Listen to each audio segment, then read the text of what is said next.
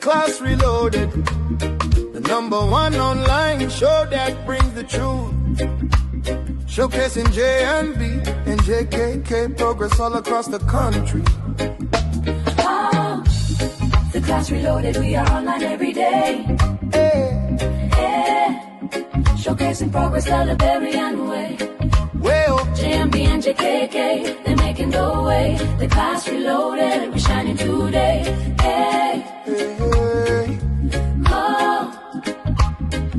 From Monrovia City to the other counties, development talk shake the country. We talk the truth, we don't lie. The rescue mission making people smile. Roads getting better, schools better, electricity stable, no more hoping. We see the change, we see the light. Unity Party doing things right. Who talk the facts? The Class Reloaded. Who bring the vibe? The Class Reloaded. Support development. The Class Reloaded. Who better arise again? Oh yes we can. Who talk the facts? The Class Reloaded. Who bring the vibe? The Class Reloaded. Support development. The Class Reloaded. Who better arise again? Oh yes we can. The Class Reloaded, we are online every day. Every day. Showcasing progress the Liberian way. Well, JMB and JKK, they're making the way. The Class Reloaded, we shining today.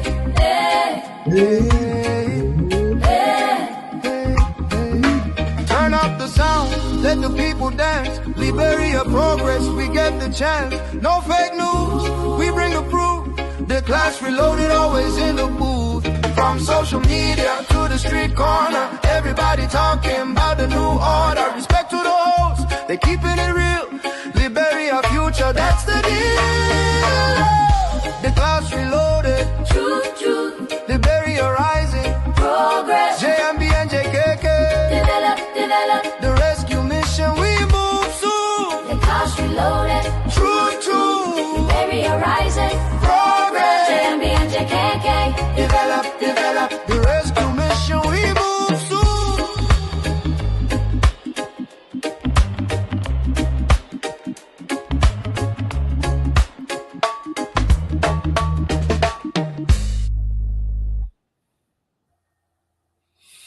Yo, welcome. Yes, I'm in the back here. Hopefully you guys can hear me.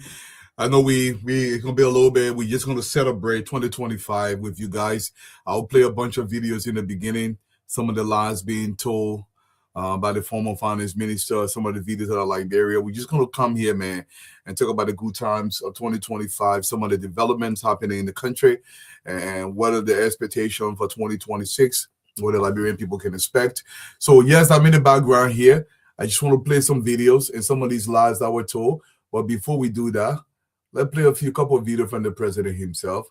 Some of his conversation with some people. Bachiko is a viable economic operation in Liberia, but they also are users of our major road and major facilities. And I've been thinking about how their use of the road and other users impact the life of the public and other people who are using the road, and especially so that construction work is to start of a major highway, and we want to see how all of them work together to give safety to the public as well as to operate in an efficient way here that will be a benefit to both them and the country. That's why I'm here.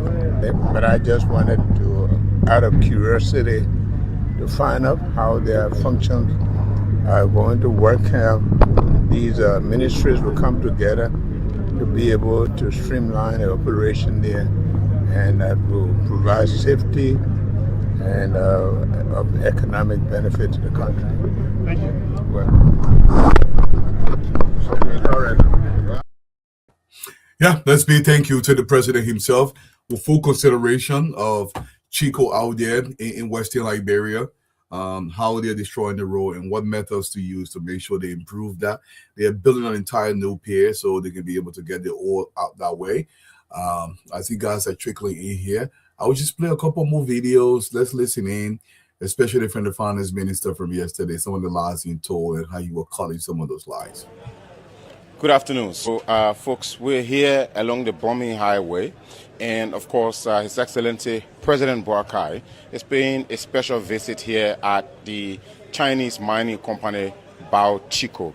So this is a mining company that has been operating in Liberia since the 2000s. Here are a few things to note as President Boakai visits Baochico Resources Liberia Limited. This company entered Liberia in the 2000s as an iron ore exploration company. They signed a 25-year mineral development agreement that was ratified sometime 2022. They've also been facing increased community complaints and safety and environmental concerns. And also, the company had their operational permit revoked by President Boakai in May of 2025. And President Boakai took that decision as part of his People's First governance emphasis on accountability, safety, and environmental protection issues. Though President Boakai is still in the meeting, but what should we expect from the discussions that are being held in there?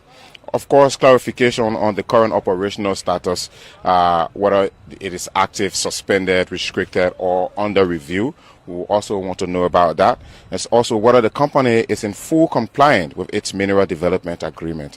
We also expect to discussions on their license permits and regulatory adherence, and also mining, transport, and environmental issues are also expected to be talked about. Our road damage and infrastructure accountability, we will expect that some of these issues will be talked about. I mean, this is almost certain to come up. We are anticipating that it comes up. The condition of the bombing to Monrovia and feeder roads affected by heavy trucks belonging to Baochico and other concession companies in this region. We're also expecting to find out who bears the responsibility for rehabilitation and maintenance of this road, the Bombing Highway, and also timelines and commitments by the company to repair damaged roads. You know, it's among several discussions that we are anticipating. We're also anticipating community concerns and social responsibility issues, engagement with local leaders, elders, youth, and women, and also review of corporate social responsibilities. We're talking about obligations to schools, clinics, clean water, community development funds, and whether promised benefits have been delivered or delayed by the company. But of course, as we have been informed currently, the company is now constructing its own landing pier where it will be using to export raw materials from right here in Liberia. So we look forward to get all the full details from the meeting once the meeting is concluded. His Excellency President Boakai is still in there with a host of government officials and the authority from Baochico Limited. My name is Anthony Williams. Stay tuned. Yes, Mr. Voga, I hear what you say. The government should not be on the defensive, and they are in power. I know there are some judicial restrictions in the country. One of my main focus in 2026 will be the judiciary. But we have to understand, if we don't get this thing right and explain it better to our people, some people will believe it is the executive branch of government that is responsible for these prosecutions.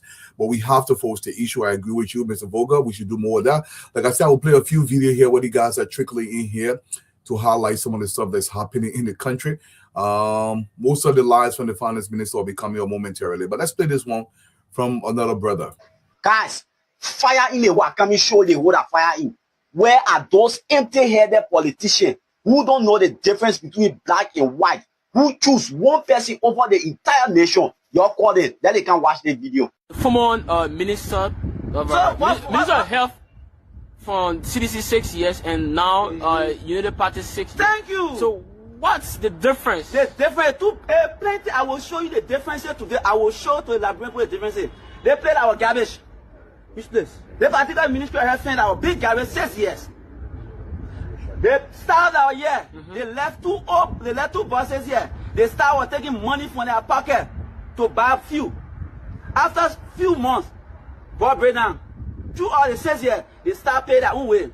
So even they start our year to get water, tissue to go in the bathroom. No tissue. To even clean the bathroom, when they see screen are coming, that's the time that they will run to go buy fuel or chloride in there for the plant to go in that building. And they do you know the party regime? No. The former minister out here, you are regime. CDC regime. And the government. But I'm a government. I want to talk to you for. Why not talk about it in a session? I will talk about it when I know that I want to say I will talk it. I will just packing it for them. So you won't carry around? I will carry around. Show y'all the 2 years. The minister here, Louis Maple Poto, and her deputy minister, and the AMA, the assistant minister. Because here, when they bring in minister always, 2 female, 1 male. The 3 ministers, they work with other ministers because see, even the past government, because not everybody, but they get ministers that work doing former president we are regime. They are still here because of they love the country. And the government not there to pick a Jew. They will fire minister then. When you criminal, you not go. They get minister that work in job, we are government, they stay minister working here. So what criminal? They put a guy and loot on the place.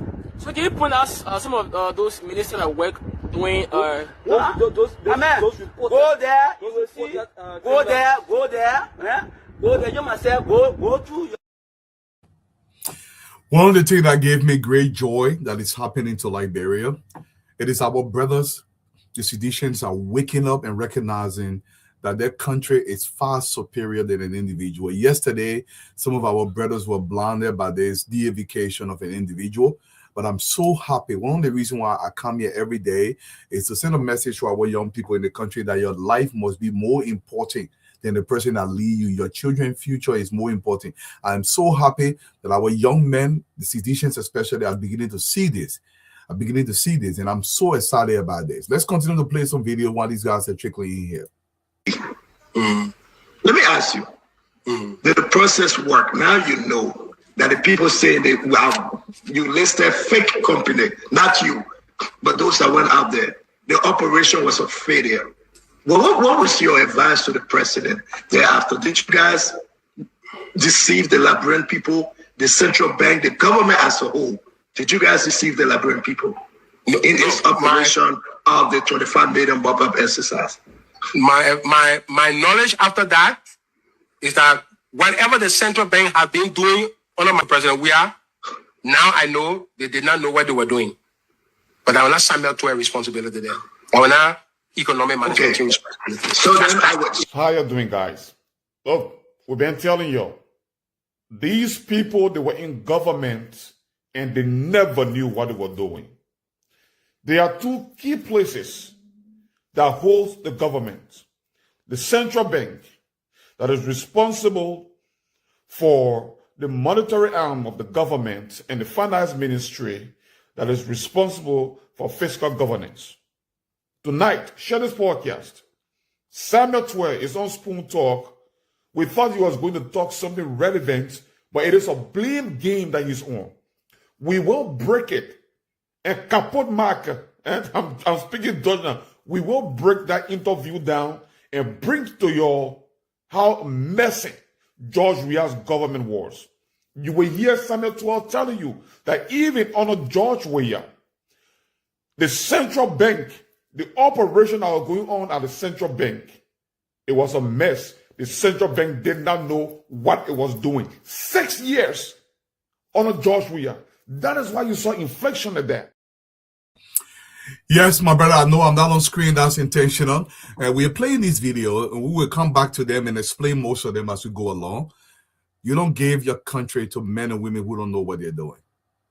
We took the entire country, we gave it to people, the likes of Twe, a truck driver here in America goes to Liberia, get a consultancy to be content car in relay. That was his first official job in Liberia. All of a sudden, to the CDC connection, they sent him to African Development Bank, Africa. All of a sudden, he knows something about finance, and they made him the finance minister of our country. He didn't know what he was doing. A lot of people talking about, oh, the man's so eloquent. I want you to go to the dictionary and define eloquence. Talking fast and regurgitating fancy vocabulary does not necessarily equate to eloquence. We have to stop this because Liberia should matter more. It should be about production. Let's continue with some of the literary nonsense that was coming out of Twe's mouth yesterday. I mean, the minister spoke about coming back to push truth and to dispel lies, but he started with lies and misinformation. I think that's why it's scaring for this his new agenda. Just in the video you played, He emphasized that it secure funding for all major roads, all major highways. Weren't you yet a few days when the government signed the agreement for the Pica-4 road from Broadview to Bowatersa? Is that not part of our major highways and major corridors? So you come to speak, you come to dispel, according to you, lies, but you come with lies and misinformation. It will not help you to. You did not secure all. I said major, man. Stand on play, but from Morovia or from Broadview. No, major. Let's stand up play. Stand up play. Yes. From stand up play. I'm coming now. No, let's stand up play in now. I'm coming. Yeah, stand up play, please. Hey, Broadview. You understand the C agenda. Let's just laugh for our discussion. Yeah, so from Broadview to Bowatersa is not a major highway. I don't tell you, say we sound. Listen, we do coastal highway. Okay, stand up, play the video. Stand up, play the video. Mama, wait. I just want to squeeze everybody in the back. Yeah, let the video stand on, please. Yeah. Okay. We sound all road contract. We say I said major southeastern corridor. No, stand on, please play the video. Mama, wait now. Wait, RIA. Those are major corridors. Our government secure all financing of all road networks in the country, major road network. So you missed that part.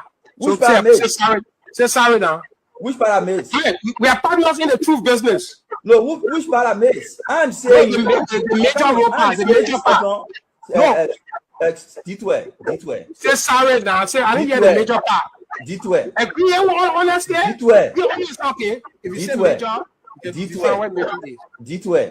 Yeah. You misinformed the country that you secure funding for all major highways. And I said from Morovia to Bowatersa is a major highway, and we just signed an agreement for that major highway.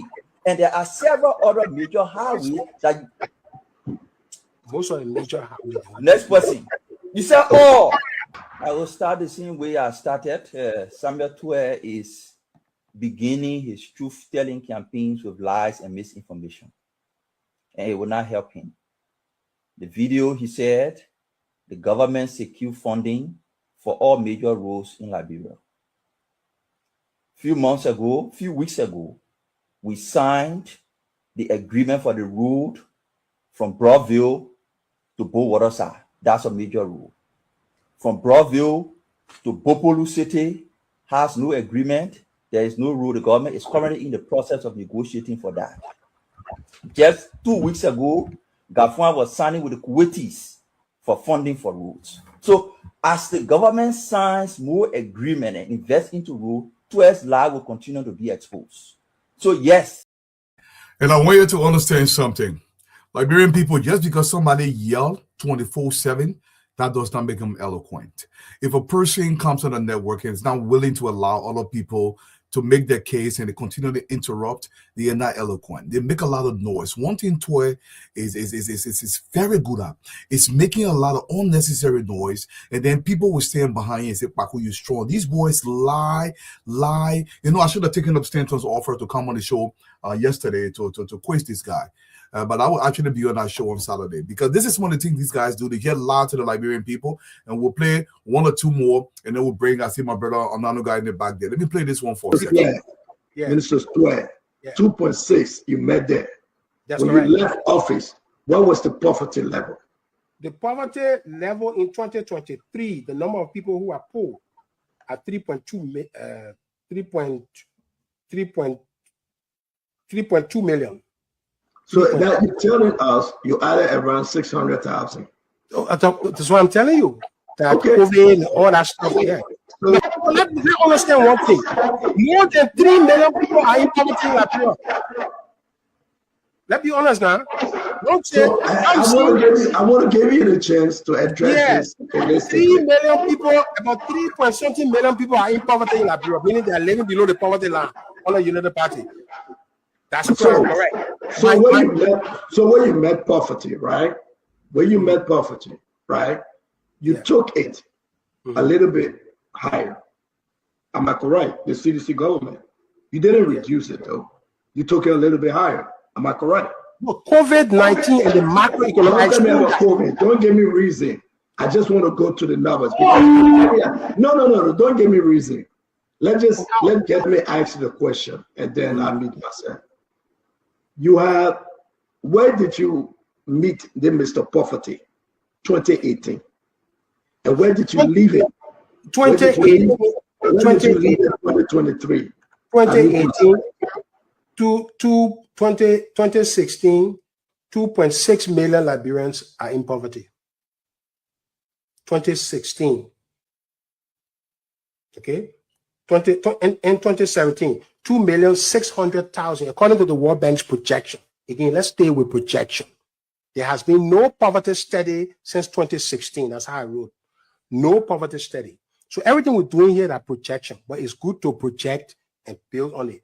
There are 2,600,000 people in poverty by the time the CDC takes office. 2,600,000 people in poverty. The next year, 2018, going to 2018, about 164,000 people enter the poverty pool. As I said, macroeconomic difficulties lead to more poor situation. So those were part of the challenges. So yes, it is true, under the CDC, the poverty number went up. But let's remember now, under the Unity Party, you already had 2.6 million people who were poor. Somebody made an analysis, say, we met poverty at 2.6 million, we kept it at we left it at 2.7. So according to them, we added 300,000 people to poverty. So if we added 300,000 people in Unity Party, add 2.6 million people, then who will win? So let's not think like that. All right. So Titwe, you will still answer my question. 2.7 million poverty. CDC add 300,000 there. The people will take the one who get only 300,000, one who get 2.6 million. So that's not a debate.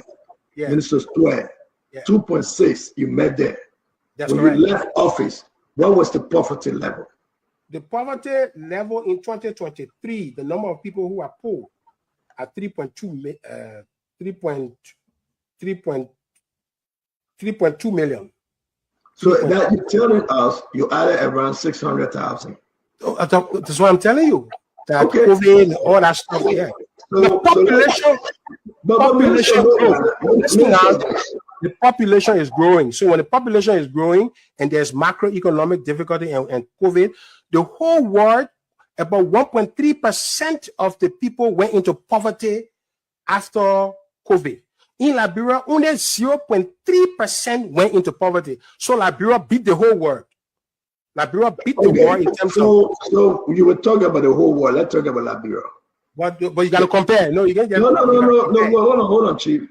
The issue is, according to your PAPD, you want to take people out of poverty, create jobs, and all the yama yama.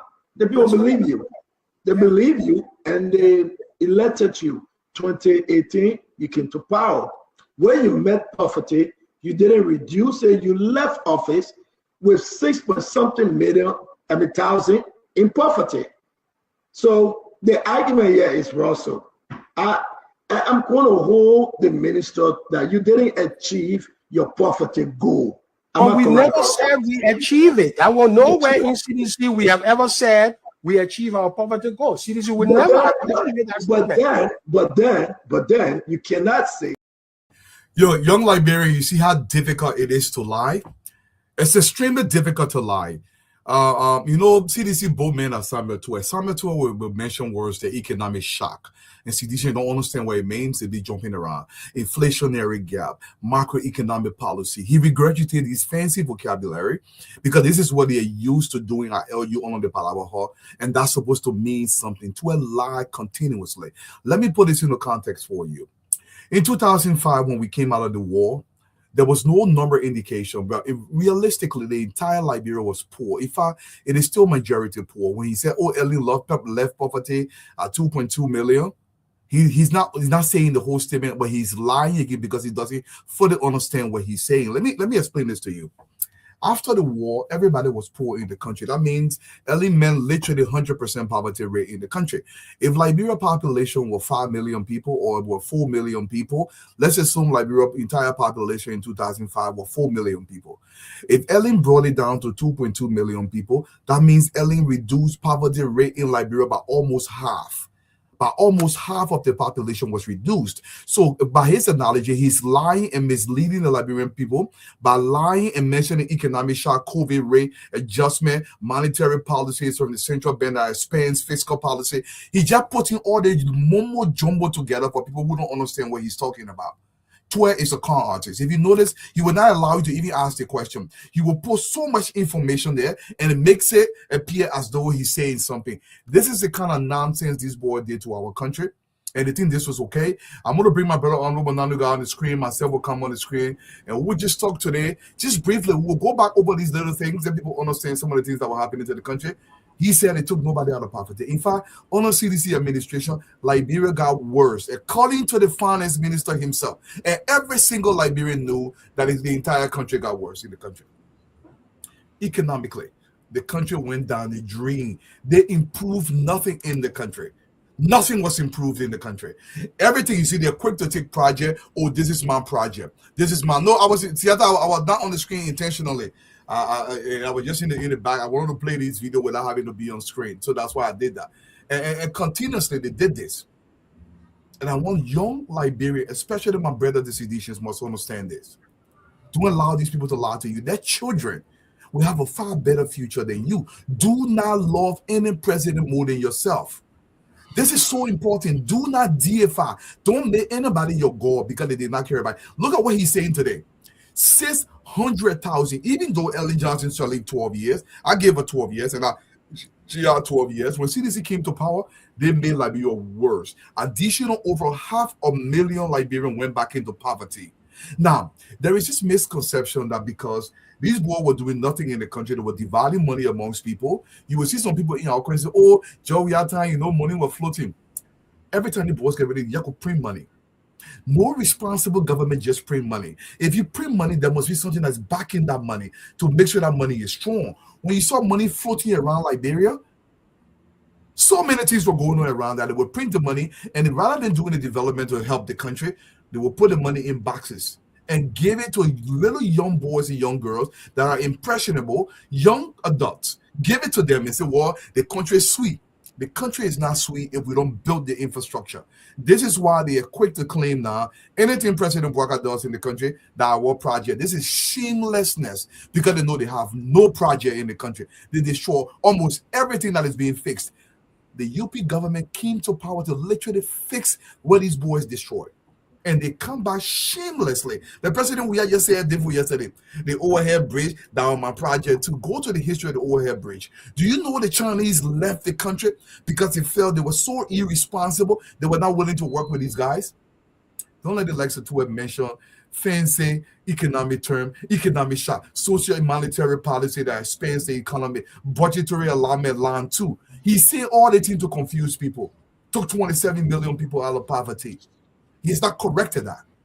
I know people can make mistakes. We thought we make mistakes, but you come back and you make the correction. This is not acceptable, and we will correct them. We will continue to expand on them because we're not going to allow it to go by so people can make it seem it is gospel. That's what they can think it's gospel. So we'll continue to correct. I know somebody say, oh, Dwalu, you're not leaving. No, we cannot leave it. This is how lies fester. Honorable Nanuga, welcome to the show, brother.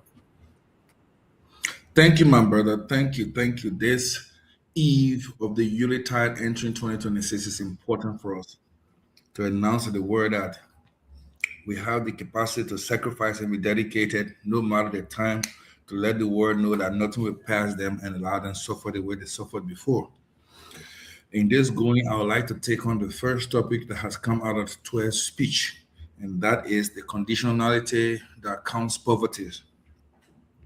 Dwalu. As of 2006, IMF, the World Bank, using the PRSP agenda for quantifying and also studying what the government was going to do, especially Ellen's 150 days in office. Yeah.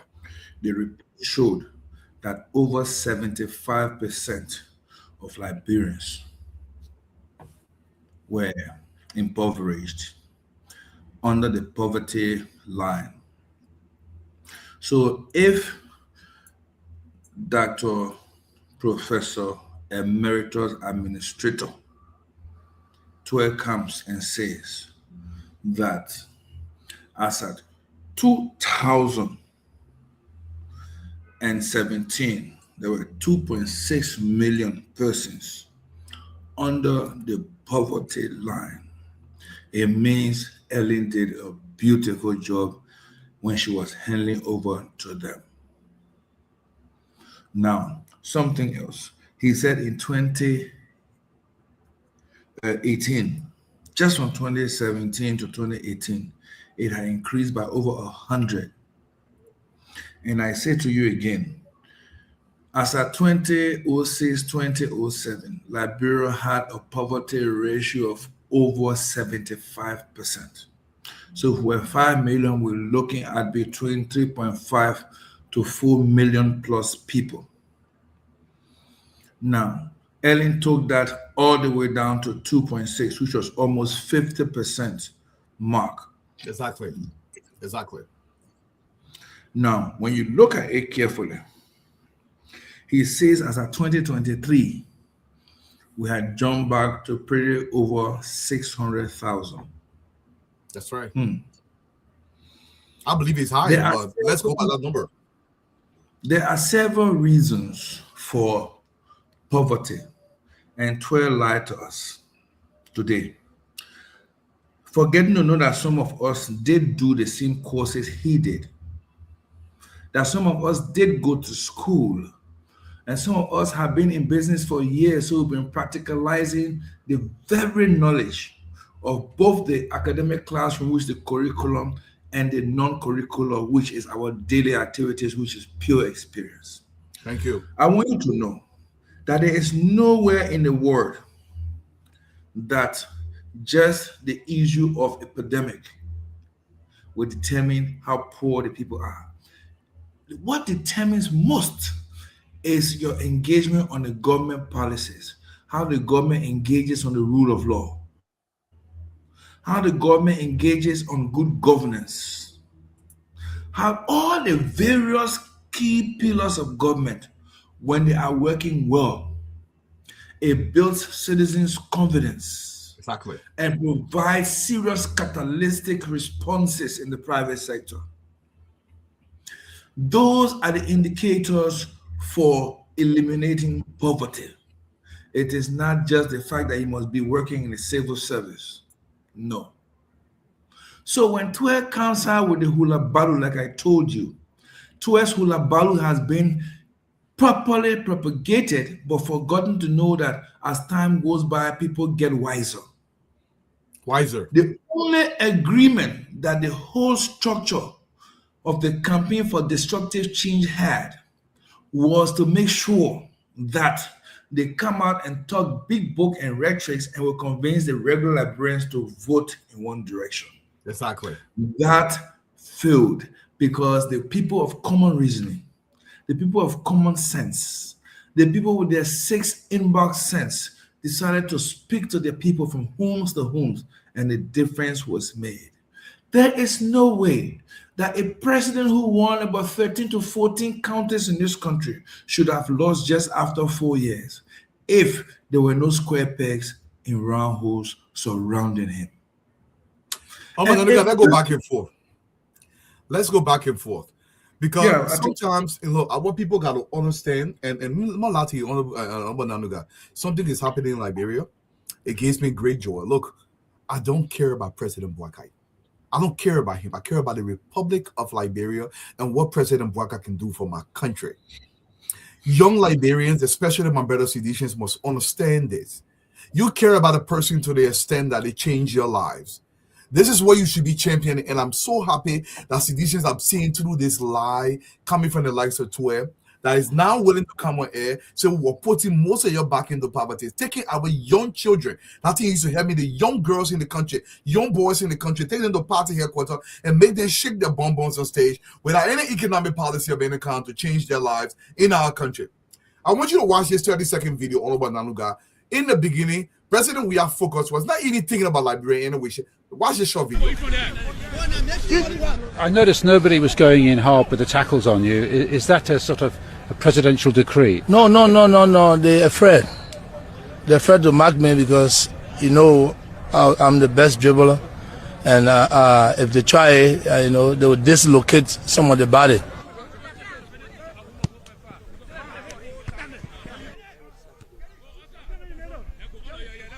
You've got a very difficult job here. Inflation is still very high. I was in one of the food markets in Monrovia, and a woman said to me, rice is now so expensive, I can't afford to buy it anymore. And I feel that by now prices should have come down because I voted for you. I'm not a financial expert, but what I try to do is to make sure that our people get their needs and wants. What I try to do is that to speak to those importers, those that import rice. And I spoke to them that the rice is expensive. We are government, proper government just came, so you need to lower your price. But again, they found reason to keep their prices or where it is. Whatever happened to this $105 million worth of government money that somehow disappeared last year without trace? I gather there's an investigation into this, so what's happening with that? We're able to bring in international partners and our local partners to work together.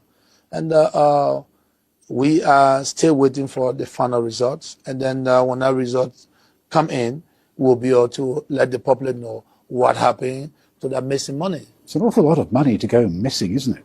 We cannot give people wrong information because people get in the street for everything.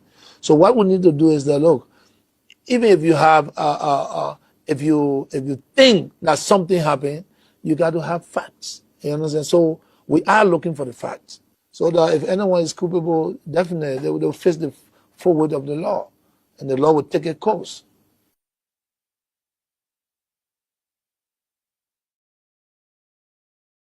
I remember this BBC journalist. I want to remind Liberian. One of the reasons why I'm on this show is to remind Liberia. This is the man we give our country to. Every investigation our president we are doing. It's when you remember, none of the investigations saw the data like. When they finish investigating Dwalu, they will give it to Honorable Nanaga to go do another investigation on the investigation that were previously done on the previous investigation. Lady doing it for every investigation in the country was just being transferred. So we are not experiencing anything except football. But even in the area that you are expert, you still destroy the country in that direction. And I'm so happy my brothers, Seditians, are seeing what this man did to our country. And they are waking up. President, this country was in serious danger in your hand. Monies. Taking money. And now Tua want us to believe he was not part of the MAPA. Tua was going from radio station to radio station. He said he was not part of it. The Central Benin know what they were doing that. The Central Benin was doing it. And now he didn't want to do it now. Even though he was a chairman on that entire thing, the MAPA exercise. Are you aware that investigation was a means to corruption too? I know. When they bring in the international people, they raise the budget for that investigation. Of course. When the international report go and they leave, they give it to locals to investigate. It's an extra corruption. The corruption in Liberia at every point was on double layer. Let me give you an example again. Instead of allowing good government to take its course, the only way to protect ourselves, the president said we must install CCTV. Yeah, I remember. But Twe is saying that they already made everybody poor. Now, this is what you call pro-poor. It's pro-poor not allowing the citizens of a country to participate in the economy when all the construction contracts are given to foreigners? Now, remember, the first country that President Weah went to was France. Yeah. And they came out with a huge noise of how the president of France has pledged 10.5 million euro. Yeah. Ask Gabon and Samoa if there's anywhere in our record they can find out 10.5. So we are 80. Question. Now, we talk about the 105 million. Have you ever heard about the end of that result? Investigation after investigation. The question is absolutely not. Now, everyone who was running international or integrated institutions, Alex Kofi, he had to run out of the country in suitcase. Correct. James Verdier. Plenty of people. Don't even say you like your work. Good. Now, these are the signs that tells you when corruption is entrenched, all the advisory from brilliant minds will become and looked at as enemy of a vice and individual enemy of state. So you see, Dwali, what you and I are talking here, we are only propounding because somebody woke up boldly to tell the Liberian people, you are still foolish. Anything I tell you, you'll believe it. That is why Twe is brave enough to come out here and do this. The audacity, that audacious audacity to come out and say, listen, I remember when Mame was telling you, say, you said all major highways. All roads first. Yes. He was eliminating the word all. Only to come and realize he mentioned it twice. Major. Yeah. He said all highways. Then he said all major. Yeah. Then only one was mentioned, the Bow side from Brother. Is it not? And the question, it is. But we now, barely have less than 20% of the roads in the country paved. What is he talking about? Well, how did we get a road that was less than 100 million going to 156 million? That's the EAW highway. Do we want to talk about no-car building? Do we start mentioning every single structure that was built under Weah's time was meant to do something damaging to the generality of the Liberian people? So if we begin to talk, it wouldn't be nice. So I would prefer that they just face the law and let the law decide their fate than to come out and provide more. Every time 12 comes out, he provides more evidence against himself. That is what I'm bothered about. No, that's what I love. I want him to talk more. Yes, another thing. He's proclaiming this is national security matter. Twe is openly not denying the theft of the 6 million, which I believe is way more. His proclamation is, this is not me. It's a security matter. I cannot talk in the open. Look, they continue to carry our brother the seditions, even for the own party headquarters, and those are very important. The point I'm trying to make here today, before 2026 come around, is for my brother seditions to understand one thing. This man will lie to you blatantly without any compunction whatsoever because he can believe he can get away. Listen what he was talking about. Even his own party headquarters, if we do it today, y'all might not believe anything in the country, but he will still come out and lie to them. And I will remind them, listen up. If I don't give you your party headquarters in a record time, with my police, never believe us again. Never believe us because we brought you to this trouble. If the party headquarters will not be built, you see 1, 2, 3, 4, 5, 6, arrest us. Arrest us.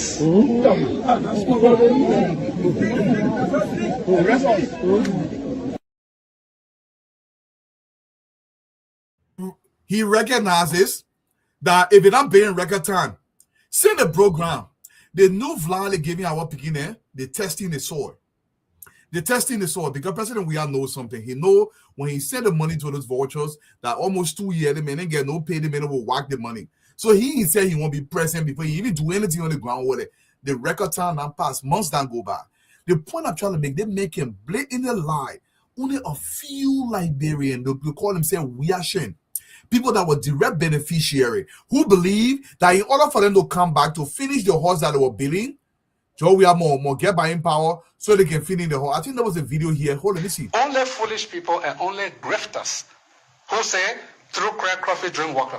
So when John Weah was president, I was building my heart, I didn't finish it, you got to come back so I can finish it. Those are the people that want him come back. I think the young people that overwhelmingly voted for Josh Weah, what programs did he give to young people? Tell me, you guys are in this room, in this country, the young people that were in the street, tell me the program Josh Weah had in 6 years for young people. He abandoned them. Trump came for his first term. He didn't know what he was doing. And he has some mature adults in the room who stop him from doing certain things. And we bet America do not bring him back. Now they have learned from their first term. So the second term, they came with Project 2025, right? And now it is worse. It's the same thing. Josh Weah came to power for the first 6 years. They didn't know what they were doing. The Jefferson coaches, they didn't know what they were doing. If you bring these guys back, they have perfected the act. It will be worse. That's why you can't bring them back. That's why they cannot come back. Because what they didn't know to do yesterday, now they're going to install more loyalists. They're going to grift more. They're going to come for retribution. They will do worse things. Only foolish people and only grifters who say, through crack coffee, drink water. So when John Weah was president, I was building my heart, I didn't finish it, you got to come back so I can finish it. Those are the people that want him come back. I think probably you're trying to talk about the cycle of George Weah. including the ordinary people. The young people that overwhelmingly voted for Josh, what programs did they give to young people? Tell me, you guys are in this room, in this country, the young people that were in the street, tell me the program Josh Weah had in 6 years for young people. He abandoned them. They say the Bill University at CDC party headquarters now graduated one single young person. And those of you who don't fully understand the ramification of those decisions, let me just explain something very simple to you. The consequences of a Zogo doesn't stop with the Zogo. It affects Honorable Nanuga directly. It affects Dwalu directly. So those decisions weigh on the entire country. Just yesterday, on this very network, we were able to raise, and I want to say big thank you to you guys, over $1,930, which I've already submitted to the rehab center to help our brothers and sisters. These are some of the burdens I'm talking about because you guys didn't care. They only care about bringing drugs to the country. That's what this means to me. And let me say this to some young people out there, because I don't care. Somebody say, oh, Mr. Dwalu, you want to raise funds to go open factories in the country. We're not going to invest because you don't want to worship Joe. We are too. I don't expect everybody to want to invest into Liberia. That is your money. That is your choice. If we are not on the same wavelength, you don't want to invest, I cannot force you. But if you expect me to mortgage my country in order for you to be able to invest into something that is going to live our country, it'll leave with you. The people that see the vision, they will invest in it. I'm not going to beg anybody. But my political position, Liberia got to develop before we die. Minimally. Like I said before, I don't care about any president. Yes, that includes President Joseph Yuma Bwaka. I care about what President Bwaka is going to do for my country. And that's what every single Liberian should care about. Not to bring a man, a president we have to power that literally destroy the future of our children. And suppose I got to feed him my heart. So Joe, we are going to come back. For waiting all about Nanuga.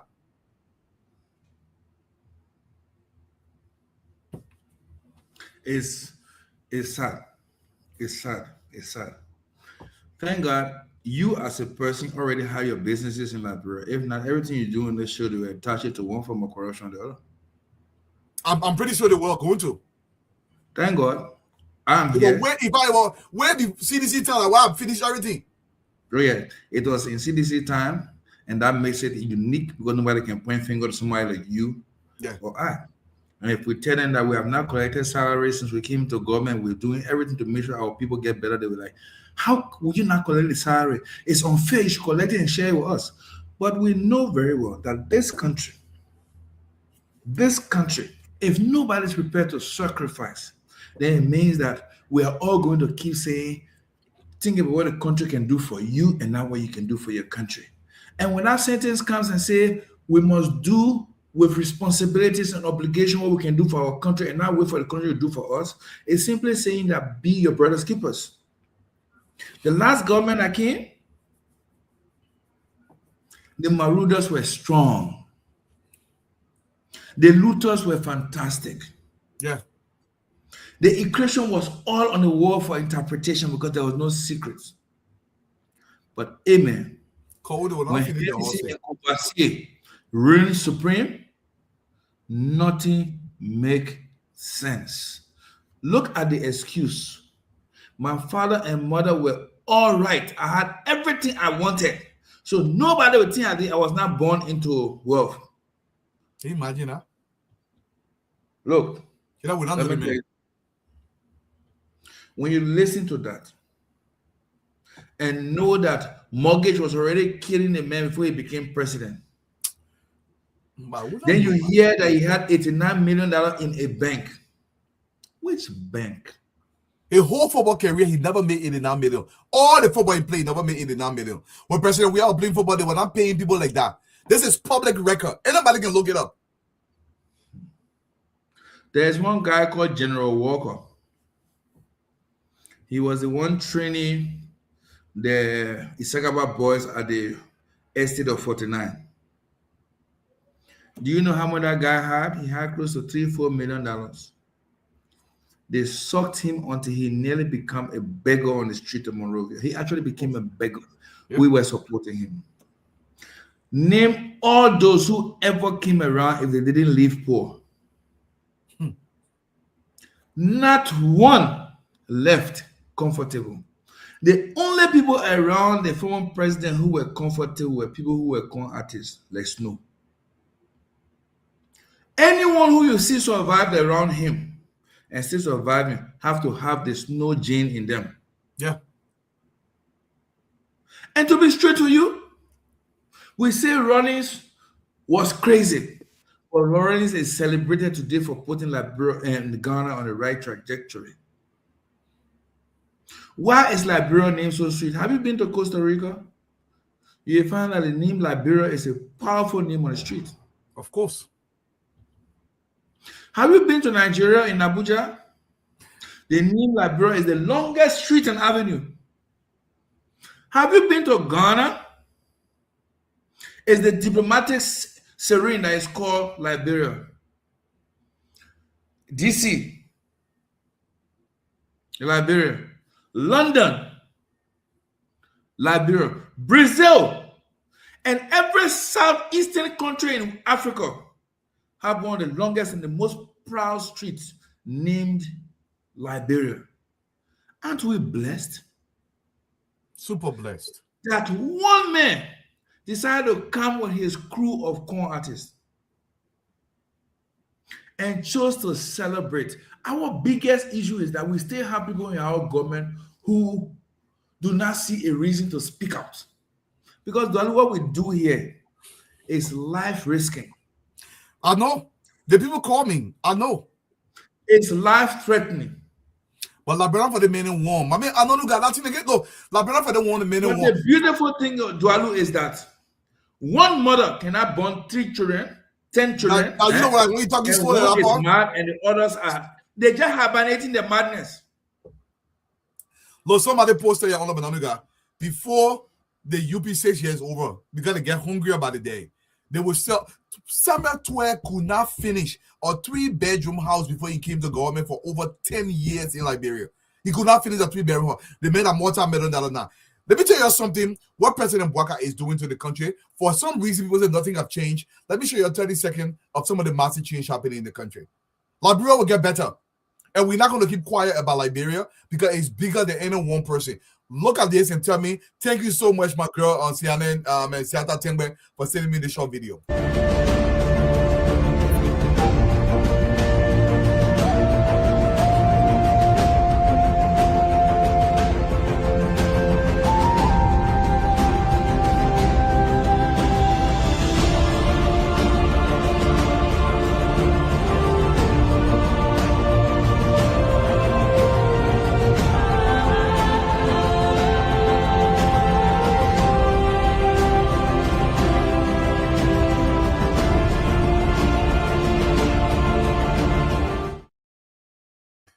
It's not perfect, but I want you to contrast that with just 3 years ago.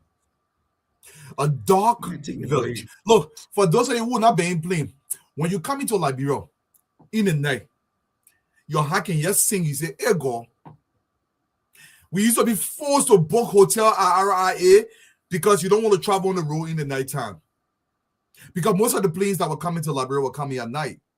As it stands, there are more and more planes getting in line, gradually coming back to our country. Things are getting better. Look across the country. A new agreement with Chico, the president canceled the initial agreement and said, listen, we have to readjust. And we have to do new things to make sure you don't destroy our road, to come back to do some adjustment. This is what Liberia should be about. I want every single, especially to my brothers and seditions, love your country more than you love an individual. Love the future of your children more than you love an individual. It's 2026. I want you to love yourselves more. Love yourselves more. These people destroy the future of our children with complete total disregard. And then we interrupt everybody who wants to talk something. And La Brembo team, when somebody interrupting to cloud the conversation, that makes them eloquent. They make it talk. They make it talk. Talk where? Samuel Twe could talk, and he came to America. He couldn't talk himself into corporate America at the highest level. Talking there. He no book. He didn't come to America to go to the highest level in corporate America. And he was a truck driver here. There's nothing wrong with a truck driver. The point I'm trying to make, the people who call our poor people, they come to the country, never working in any kind of a major firm at the highest level in finance. come to Liberia because he belonged to a Jajaization of CDC. They make him finance minister. All of a sudden, he's supposed to know all the book because he regurgitated fiscal economic policy, the adjustment of inflationary flux between the monetary and fiscal policy. It's so gibberish. He will not let anybody talk. Listen to him, Mame discourse for a second. For those of you who just come in, I will replay this little adjustment as Mame's school's tour on how it's supposed to be. We are no longer going to accept his lie. Listen to him, Mame exchange. I mean, the minister spoke about coming back to push truth and to dispel lies, but he started with lies and misinformation. I think that's why it's scaring for his new agenda. Just in the video you played, he emphasized that he secured funding for all major roads, all major highways. Weren't you here the few days when the government signed the agreement for the Pika 4 road from Broadview to Bowater? Is that not part of our major highways and major corridors? So you come to speak, you come to dispel, according to you, lies, but you come with lies and misinformation. It will not help you to. You did not secure. You say all road, I say major, man. Stand up, play. But from Morovia or from Broadview? No, major. Let's stand up, play. Stand up, play. Yes. From stand up, Broadview, I come in now. No, let's stand up, play in now. I come in. Yes, stand up, play, please. Hey, Broadview. You must see agenda. Let's just start laugh for our discussion. Yeah, so from Broadview to Bowater is not a major highway. I don't tell you, say we sound. Listen, we do coastal highway. Okay, stand up, play the video. Stand up, play the video. Mame, wait. I just want to squeeze everybody in the back. Let me the video. Stand on, please. Yeah. Okay. We sound all road contract. We say I said major southeastern corridor. No, stand on, please play the video. Mame, wait now. Wait, RIA. Those are major corridors. Our government secure all financing of all road networks in the country, major road network. So you missed that part. Which so say sorry now. Which part I missed? We are partners in the truth business. No, which part I missed? I'm saying the major road part, the major part. No. Detour. Say sorry now. Say I didn't hear the major part. Detour. Agree honestly? Detour. Okay. If you say major, Detour. Yeah. This is something I love to call intellectual dishonesty. When you see a man cannot allow another man to make his point, he's trying to cloud the conversation. You can do that. I should have gone on the show that day. Say, but man, I didn't have time. I should have gone on the show that day. Look, some of the things that we take for granted in our country, every single conversation that the so-called CDC bookman does, he always tried to overshadow everybody by talking plenty and regurgitating nyama, makes it implicit. They packle you strong, they behind jaja, and you will web that his face. Lying to the Liberian people. He said all road. There is a major road. This is something called dishonesty in intellectualism, where you will say something and lead to believe it's like a bait and switch. You lead to believe what he's saying, then he put in something to shield himself. But you know everybody here, they secure all the road in the Republic of Liberia. Then he come and say, no, the Southeastern road on there. No, the Lofa road on there. The other road on there. You're able to secure road because you pay one road except the road to your girlfriend and house in Liberia. The only road that CDC then were paving are the road to McGill girlfriend house, the road to President Weah girlfriend house, the road to Samuel Tua girlfriend house, that the road that were paving Montreal over there. Go see the road and everything's really crack. Dishonesty to our people. Embellish the initial funding for the Rawafi Highway. The boys added almost $50 million on top of that money. After the initial thing was done under the previous administration, which is Ellie Johnson Sirleaf administration. If you remember, they used to say, oh, y'all keep the blueprint. We'll do the road. These are the very people in the Republic of Liberia. Anything that is done is still at the project. Even the Declaration of Independence in Liberia that was signed in Providence Baptist Church, President Weah was there, like a project too. We got to stop this. We got to love Liberia more. Samuel Tua is an intellectual. He's a dishonest and very dishonest individual who just got lucky and been given lucky ground boys for giving the mental of leadership in our country. And his only credibility to fame now is I was finance minister of the Republic of Liberia. We took a bunch of nobodies and we just put them in big position. All of a sudden, the honorable minister, honorable former minister. Alvin Wise was minister. Mamasi Kabale was minister. Jeffrey Dikoye was mayor of a city. That's what we did to our country. Obo Nanuga. When you call Alvin Wise, don't you see we're in trouble? When you call certain individuals who happen to have started government with weird, it provides you the opportunity to know where we are and where we came from. There is somebody's phone that is not off. It's giving. Yeah, I just muted Honorable Pierre. Go ahead. So, Dualu, there are certain things I find hard to discuss because I cannot sway my reasoning as to why we are why we got what we got. Because Weah had run all his businesses. Yeah. Tell me which one still survives. Absolutely not. There is no business in the private sector that the former president ran that survived. This should say a lot. So on this particular conversation, let me yield to the Minister of Information. Then I come back with my reasoning because trust me, 2026 is going to be crazy. Pierre Dashu. Thank you, Honorable Pierre. Welcome to the show. Look, I'm excited for 2026. And one thing I love about the Honorable Bouakai administration is with all the noise, they are continuing to progress in the right direction for the country. And that's what leadership is. Honorable Pierre, welcome to the show. We are closing 2025 and we're giving our people some reminder and the improvement that are coming to benefit the totality of Liberia. There's a feedback coming from you, Honorable Minister. Yeah, because I came on. If I come on, how we talk. So once I come on, you got to close, then the feedback will go. Yeah, honestly, I got you. Well, you got to keep your line close. Yeah. Yeah, but thank you, Eduardo. I was a little bit buried in clearing some paperwork and other in the office. And by the way, I'm still in the office. I need to go to wash night later. And because I'm right here on Capitol Hill, I may go to St. Joseph, which is a Catholic church, right here, close up at the Ministry of Foreign Affairs. But it's good that we've reached the end, hopefully, of the year 2025 and moving into a new year.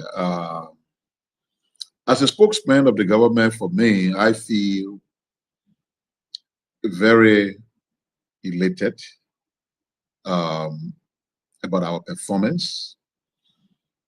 The environment is political, so you will hear some people trash talking and making noise and lying on both sides of their mouths and all of that. You know, and sometimes we allow them to be the ones fighting each other. I've seen some brothers that I respect, but who unfortunately were on the other side for whatever reason. They have maybe trouble or other things that I chose to support. We are, even though they knew you didn't have the capacity to lead. I see since the appearance of the Talking Tone on that network, they've been coming out. I saw one interesting post from George Cronisayo Wanda, who was basically bowing. So it didn't take the Minister of Information to say anything. It didn't take the chairman of the party, nor any of you on this platform. It is taking people who are part of them, you know, to say, look, it's people like you who cause both problems for the country. There's people like you who will talk to help this man who didn't understand anything about governance, but we argue that with the right people by his side, you know, maybe things could be all right. They were wrong, even to have thought that way. But they brought the so-called right people, and they were the main problems of the country. So to see some of them yelling and whining and talking some of the things they talk, it's taking people from within their own inner circle to take them on.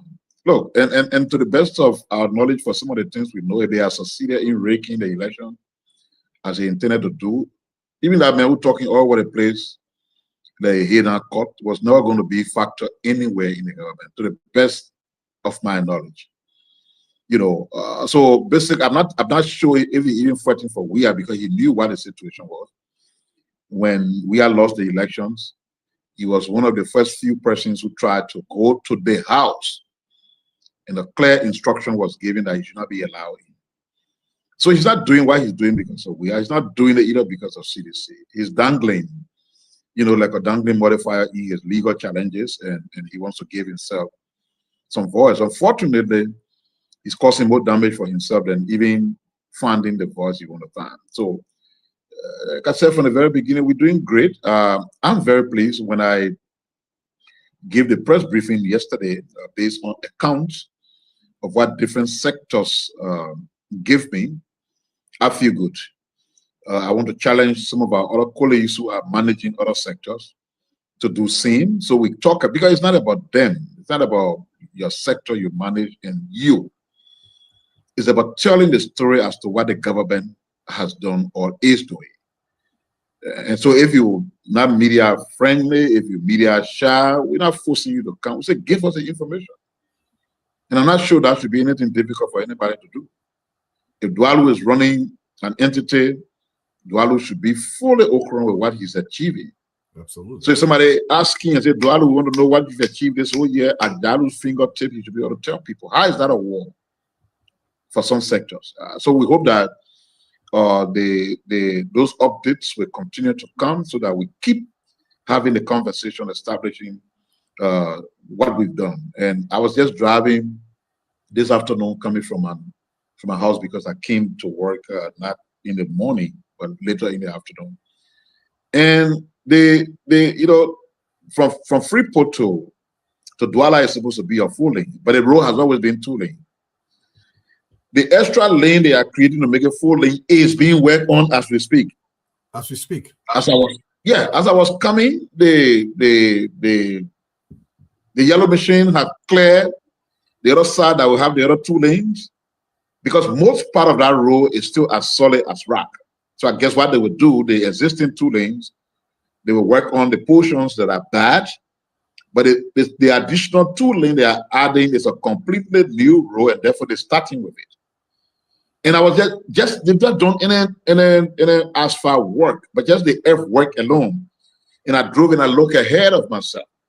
And I see how these people used to be seated at the edge of the quota, not even concerned about their own security. And then looking at how clear that place is and how far all the structures are away from the road, and I begin to imagine that before we get to the next region, because it's a short project, 1.9 kilometers, and the Minister of Public Works have said it's a project that will be concluded far before we even reach anywhere near the rainy season. And also they expected to begin the construction of the other side of the road, starting from the St. Paul Bridge, that is going to Clay and eventually to Bowater side and then to Tottenham. Because you're not discussing your Dwalu, you're not saying this is what we want to do. Correct. If the work is going on. The other one, it's going on. The concession is ratified by the national legislature for the other one from St. Paul Bridge going forward. So it's work in progress. You got to see it that way. It's already work in progress. So you sit down and say, okay, in the next 2 years, 2026, 2027, I'm going to look at myself and see that I can drive from Monrovia all the way up to Kipamos. I can pick up from Monrovia and drive all the way across the Sierra Leone and travel to Freetown by road. Good road, 4-lane. I can drive all the way up to Tottenham. And with the current conversation that is going on, you can also do similarly, hopefully, up to Bopolu and then crossing into Lofa County from Bopolu. In the twinkle of an eye, something that has not happened in 178 years of the existence of our country will happen with this man that people call names. Some say he was Sleepy Joe, some say he was this, some say he was sick, some say he was coming down, some carry casket for him. He is now becoming the Messiah that we never saw in 178 years. Think about it, Dwalu, and let's be honest about this. You have one man who was president for 27 unbroken years in a small country like this. Maybe this entire country could have been paved, if not with very modern 4-lane, 6-lane, 7-lane roads, this country would have been paid. And he left. And other leaders came, one after the other. Then Samuel Doe came and started thinking. At least we heard him talk about wanting to carry paved road from Banga to Mendekoma. We heard him talking about that. We heard him launch the Ganta-Hapo Highway. And he started a conversation about that. But we remain stuck at the same place. Then came the Saliva administration, an administration in which I served in a number of portfolios. So if I wanted to blame them, I'd take part of the blame. But I thought they started the process of putting the country back on its reform trajectory. That's right. The only problem I have is that then they didn't manage the transition well. They placed the country in the hands of somebody who had no know-how. And there was a complete reversal of everything we achieved. And then those old men had to come now and start all over again. And we have not reached January 22nd, so I cannot refuse to say 2 years. I prefer to say on 2 years, you see all the transformative things that are happening. Where in this country, 178 years, did you see an overpass? You will see it for the first time. Thank you. Where in this country did you see a place that is owned by government and referred to as a reference laboratory? You are on the verge of seeing it. Where in this country did you see that you can drive from the capital on a 4-lane road until you move into another country in 178 years? It's about to happen. Aren't you even impressed that you're not hearing noise from public sector workers, whether civil servant or otherwise, crying for pay? And don't forget, when these fellows were already defeated and they were out of the door, then they could not even pay the last 3 months of people who they were indebted to in terms of salary. Then they grabbed 83 million from the central bank. They spent around, I'm told, 40-something million, which was actually needed for the payment of that salary. So why they took 83 remains a question. I'm told an investigation and an audit is ongoing currently to establish what happened. You needed 43 million to pay the outstanding salaries. Why did you take 83 million? What happened to the rest of it? Even though the taking of the 83 million to pay salary was illegal. So in the midst, and let me tell you what somebody said to me today. And one of the reasons why they're struggling is even people who they think for them, not for them. People who part of their conversations. No. So they said, and the reason why you saw that kid moving around and yelling and doing all that, they say it's a plan they want to distract. How can you distract a moving train that is on so much of a terrific speed? If you jump in front of it, why do you think what happened to you? You'll be crushed. So how can you be brave to say that distract them? The people are not even with you. The place you appear to go talk, go and see the comments and know whether you made any impact. Go and reassess and see the multiple lies that you told that people were just bowing into as you were speaking. So 2025 has been a real good year. And I'm glad to be that person who is a spokesperson of a government that has done so well. Don't forget, I've been in government spokesmanship for a while. As a Deputy Minister of Information for Public Affairs, where Daniel Sano is now, as an acting Minister of Information, as Press Secretary, and now as Minister of Information. No time in that history, professional history, has communicating on behalf of the government been so easier than now. Because of the dividends. You see, when you are a spokesman and you got to be making up the stories, when you got to be trying to salvage things and lie and do stuff, then you see yourself getting gray and older more. But when the goodies are just there, and all you're doing is just saying what is happening, comfortable. No time. This next video is going to be serious. This next video will be serious. Thank you. Thank you, Chief. Thank you so no time has my communication role, brother. It's easier than what I have now. And thanks to President Bouaka and the men and women he has gathered who are aware of where the country is, who are competent, qualified, and able and who are all driving with the same speed and wavelength as the president in taking our country to science land. It's been a great year.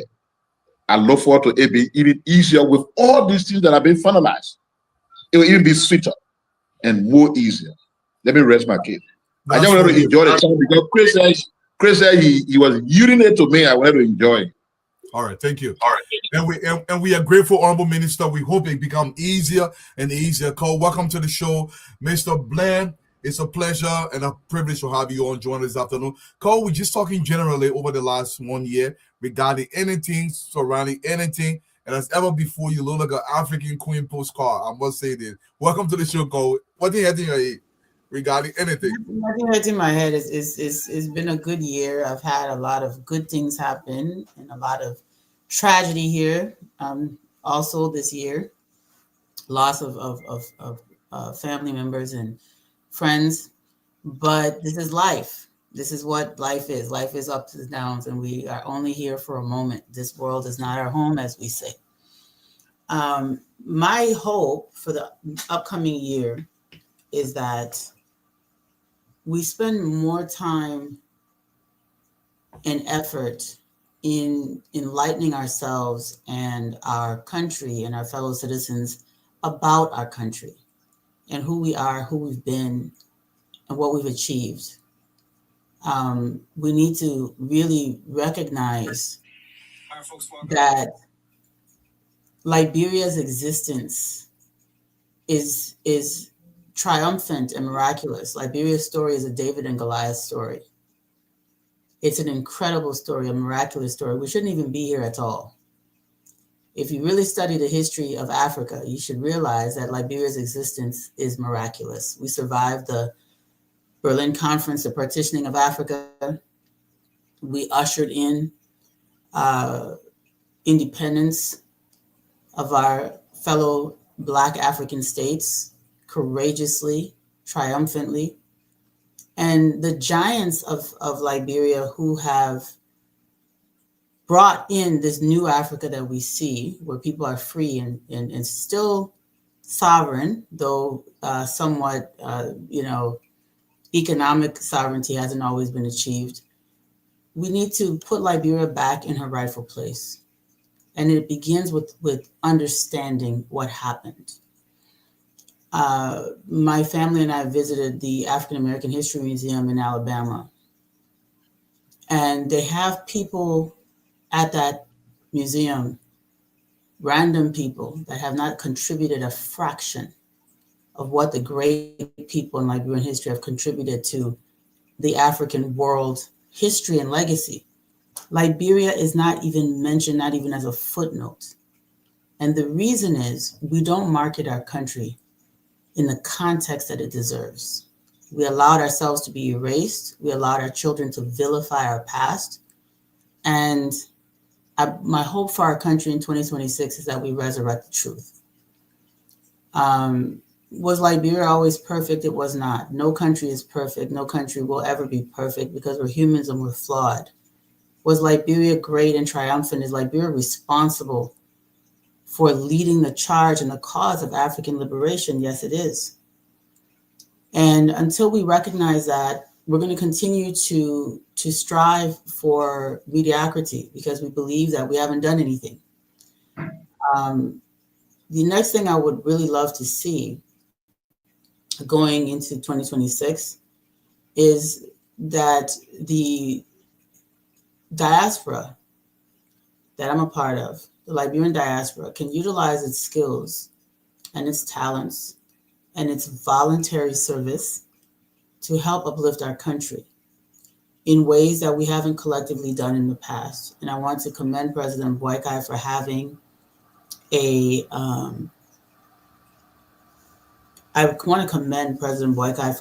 a vision to even have a diaspora office attached to his. And my hope is that that diaspora office will be empowered with the type of talent that's needed to really tap into the potential that we have. And then the last thing I would say, I see us always looking outside of ourselves for solutions. I see us always looking outside of Liberia and Liberians for solutions. That should stay in 2025.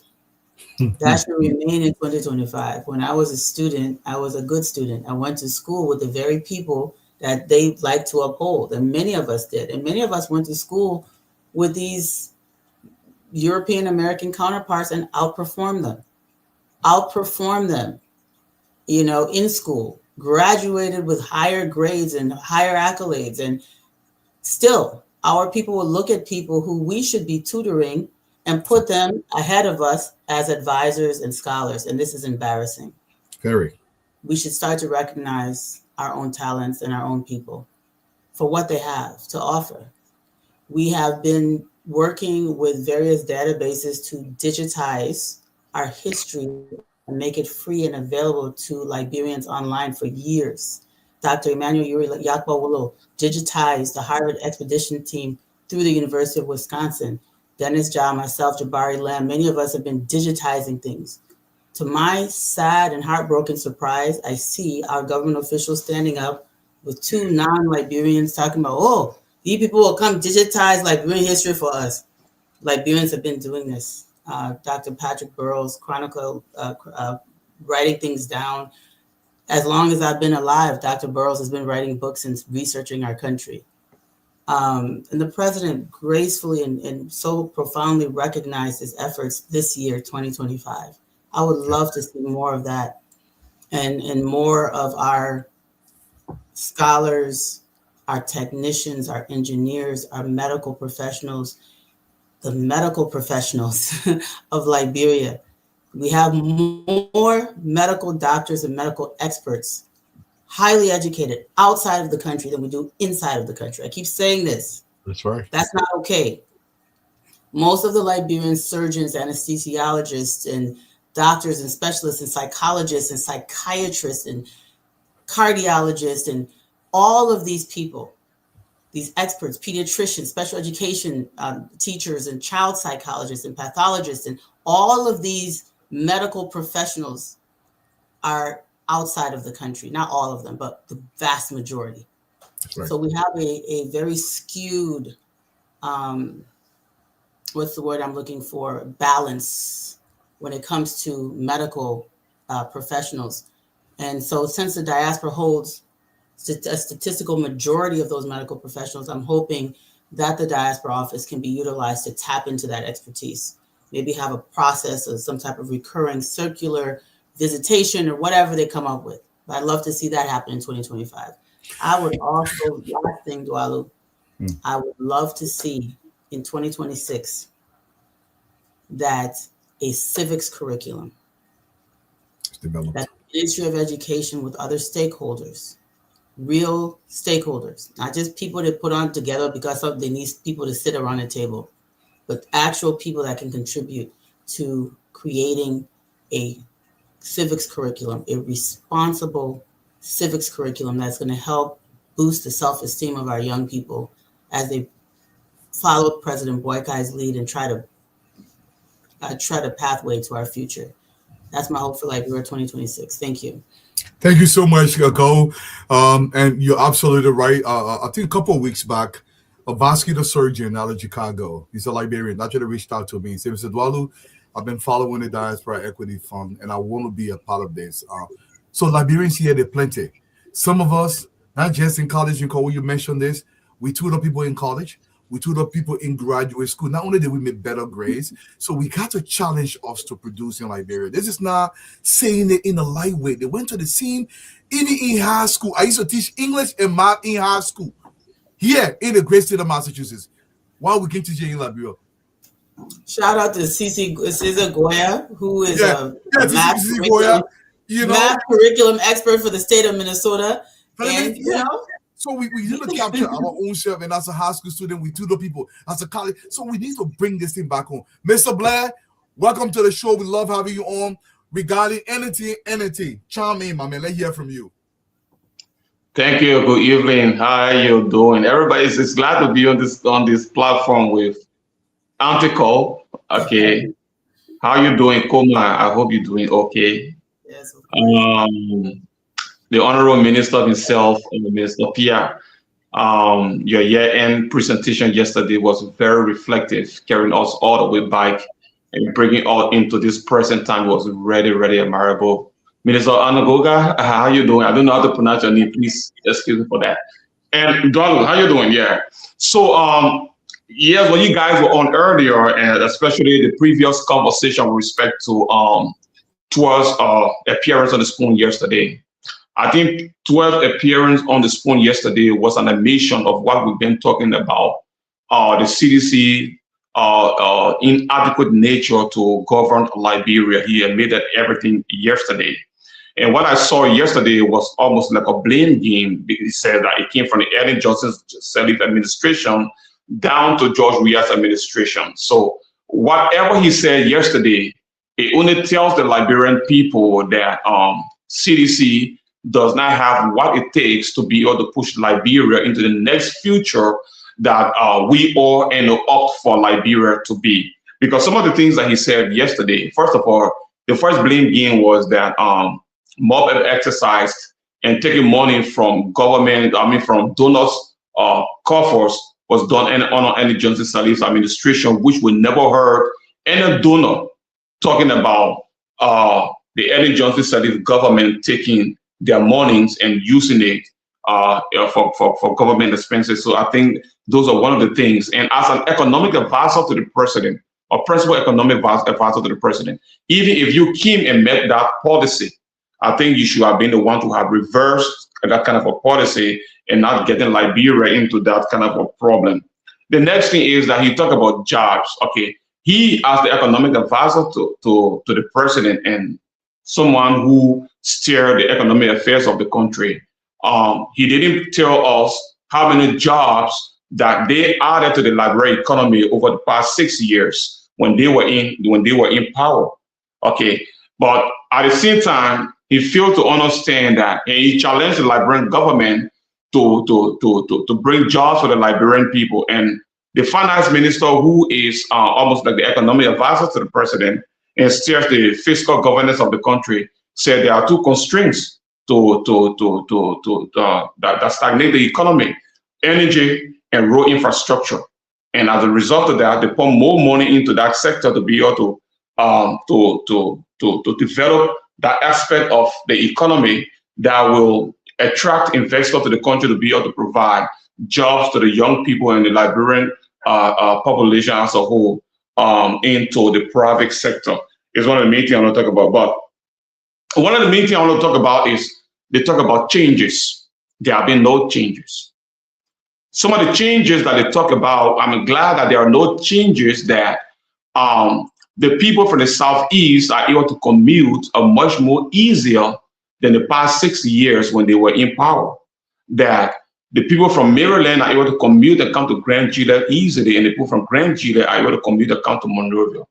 I am glad that the president of the Republic of Liberia is able to acquire over $88.7 million United States dollars to be able to construct new schools, school for foundational education for young Liberians that will breed and mold the mind of new Liberians to think differently from what we think today. Those are the changes. They talk about they built so many roads than any other government in Liberia, but we saw so many cars stuck up in the mud. I'm just reflecting over the year, okay, over the year. But today we see that even senators from the Southeast are able to tell the Liberian people that I am able to go to my county. I'm not able to pass through the route of Logwatuo or Danane going all the way to Yingley, all of those places to get into Maryland to come to Sino or Maryland County. These are the changes that they say that never happen. But the thing is that it is not you and myself, it's not the government people who can speak about the changes. It's the people who experience the actual reality, the people who experience the day-to-day difficulties of what is happening in the rural areas. Those are the people who can speak to the facts about the changes that have happened in Liberia. And today, it's not a stage-managed microphone that some of these radio stations take to the market women or the people into the street, those stage. I'm talking about meeting people abruptly and speak to them. Those people talk about that actual experience. Today, they said nothing has changed, but over the past 2 years, there is no Liberian woman who is struggling to go and look for rice from containers to continue to be able to feed her children. There is no Liberian woman. Even as much as 1 cup of rice under George Weah's government was $1 yesterday, and in Joseph Yuma Boaka's administration, it is $1.50. But that mother is able to get on the market and find a cup of rice for $1.50. Those are the changes. The availability of all of those things on the market have helped the Liberian people to gravitate. Now, there's the thing. Senator Twelve said, yesterday he admitted, the PAPD was all about bringing Liberians out of poverty because they said the pro-poor government. But what Senator Twelve said yesterday, that in 1 year, in 2018, they were able to place Liberian, more Liberian, about over 100,000 into poverty. So that shows that CDC does not have what it takes to take Liberians out of poverty. 600,000. Go ahead. Yes, okay. Yes. Yeah, by 2023, it was 600,000. So by 2018, in 1 year, when it took over in 2018, by the end of 2018, because that's the projection he was making. So by the end of 2018, they have placed about over 100,000 Liberians into poverty instead of taking Liberians out of poverty. And that was no mistake, because they never allowed the market forces to interact with one another. What they did, they chopped the economy by calling importers and subjecting to importers what to do, instead of allowing the market forces to regulate itself, to bring inflation down and regulate the price. They didn't do it. So what happened is that he has clearly stated that George Weah and CDC, they do not have what it takes to take Liberia out of poverty and push Liberia in the near future. And just before I leave, the last one, Minister Pia said something which is very important. I heard some of the CDC pundits saying the other day that they never communicated what they did to the Liberian people and what pushed them against the elections. What Mr. Pia said is very important. Some of those government ministries and agencies and SOEs, they have to begin to communicate to the Liberian people. They have to begin to communicate with the information ministry. Whatever they are doing, it has to be communicated to the people out there. Because if you do not communicate to the people as to how you are working, the people will think that you are doing nothing. And it is not on you. It is on the government. It is on Joseph Yuma Boaka. It is on Minister Pia and the information ministry. Because the people will begin to think that nothing is happening because people like Minister Pia, who has government information arm, is not giving the information to them. So you are not the one to blame. The blame will begin to go on the government, on the information arm, and on the president. So it is very important. Those SOEs and government ministry and agencies that are not communicating well to the Liberian people, it is that, but now time we are getting to 2026, the propaganda is going to get stronger. We are prepared for it ourselves. But at the same time, they have to help to make the work much more easier for the information ministry and the government by giving this necessary information that they need for the people to be able to have this information. Thanks for affording the opportunity. You know, I can't stay long because this is not really my thing. So Cole, I'm ready. I really appreciate being on this platform with you, Mr. Ananoga, Minister Pia, and you, Dwayne. Thanks for affording me the opportunity, brother. Thank you Let so me much. let you know that I watch appreciate every single thing that you put up. Every single one. And Mr. Dolo, I understand what you're saying. Look, and before you leave, Blair, you said something regarding the government being responsible to disseminate information. 2026, you will hear me making a lot of noise because the government has to put resources behind this platform so we can elevate it to the proper location. Information is key, it's very vital. I want to say big shout out to my brother Fadiga for this picture, and I'm going to post it out here. The reason why we're passing around making noise is because this is not happening. If this was happening, to an around making all this noise, this man should have been in jail. These guys they did everything they could to destroy this country, stole everything from this country just to enrich themselves. And I wish we put these people behind bars. Trust me, Dodo. Look, I tell people every day, Elio Mawon, most of the people, they will be expedited through the court. Once you're indicted, 2-3 months too long, the case will be finished. You go into jail. So Dwalu, can I just come in for 2 seconds? I just wanted to say something to Dwalu. So, and many others who have this misunderstanding. We are prosecuting. The government of Liberia is prosecuting these people. They have been indicted. They have been arraigned. They have gone to court. They have paid for bailable offenses. They have posted bond. The courts and the executive branch of government are co-equal, separate branches of government. So the courts now they have the responsibility of either expediting these cases, scheduling these cases. But to say that these people are not being prosecuted is a false statement. These people have been indicted. They're waiting the day in court. That's what our Constitution allows for.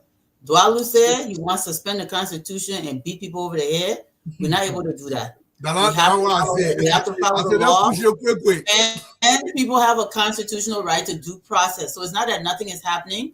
The only place I have an issue is the fact that the court is very slow in the proceedings, and that's causing a bottleneck.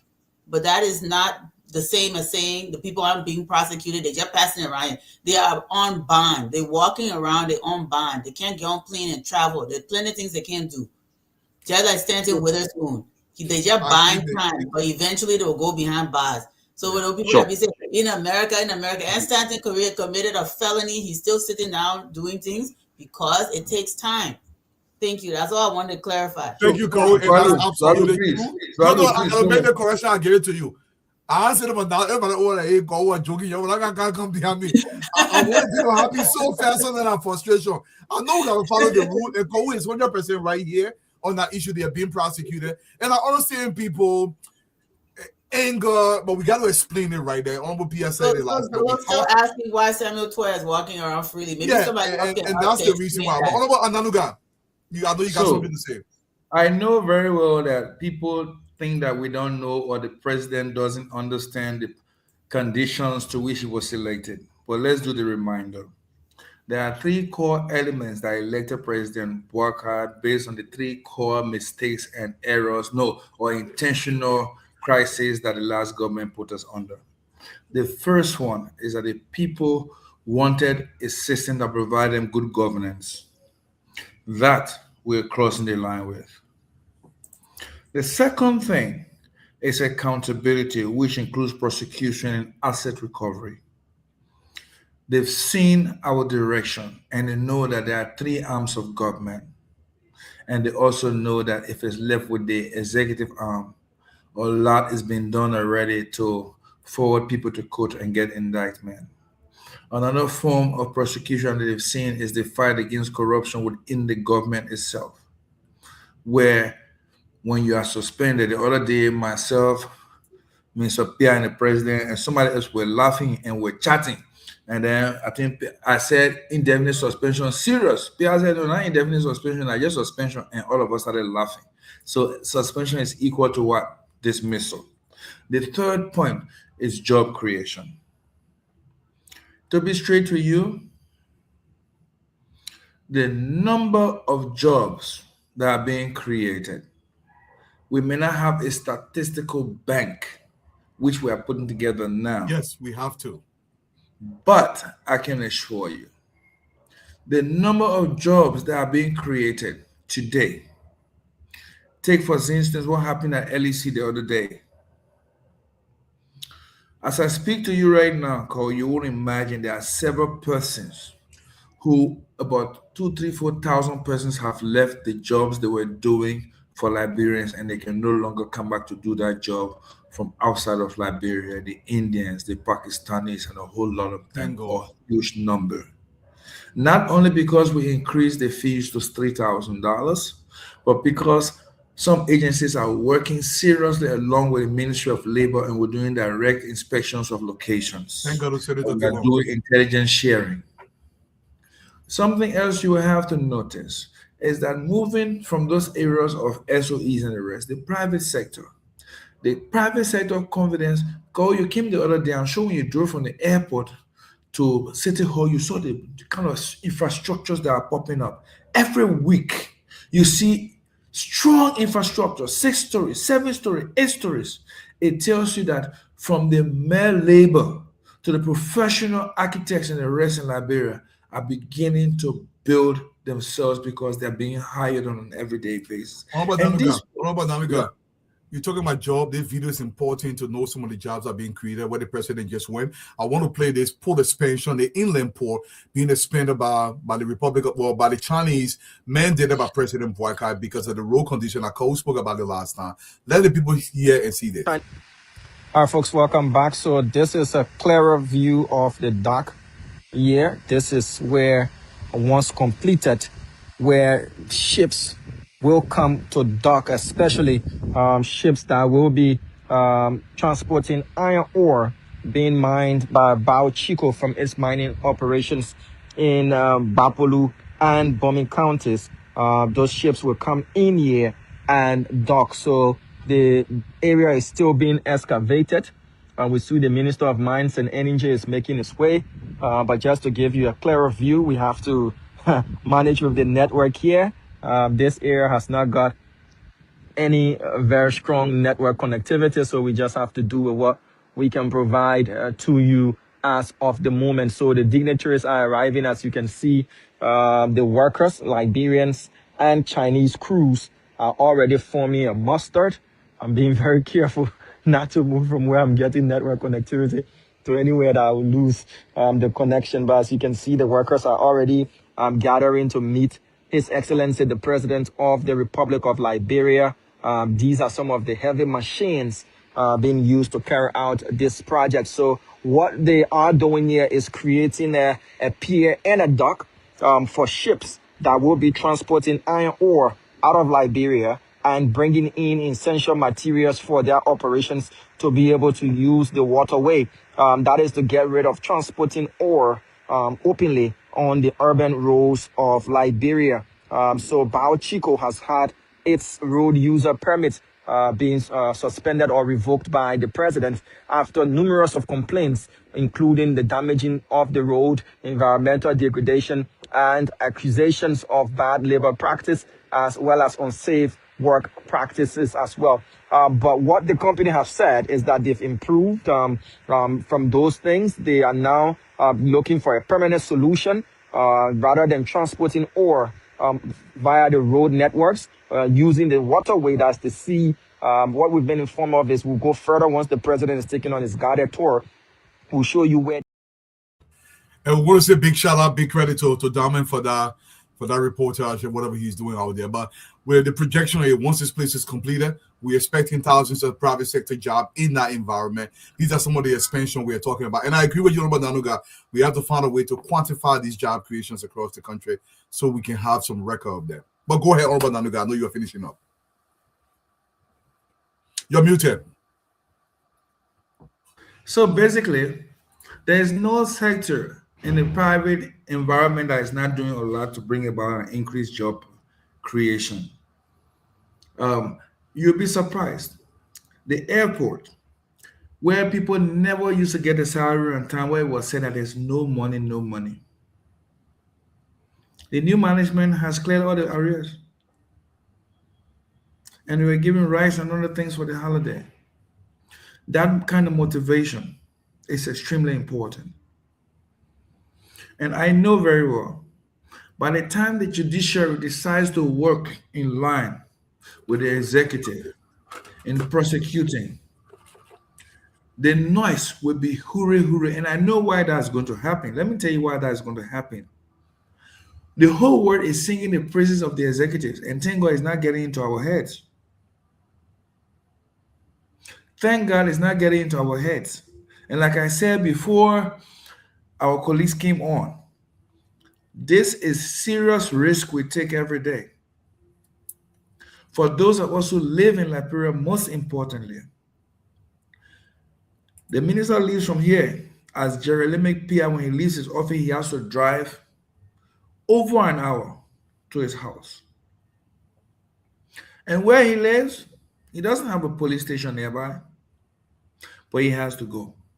The sacrifice stay on this show by us tells you the importance and relevance that communication adds to government. You sit in America, Dualu.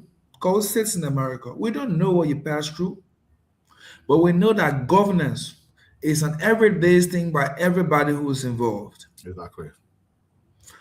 I can assure you that everybody who has come into public sector and private sector have come to realize that this government is answering the three core purposes for which they were elected: accountability, good governance, and job creation.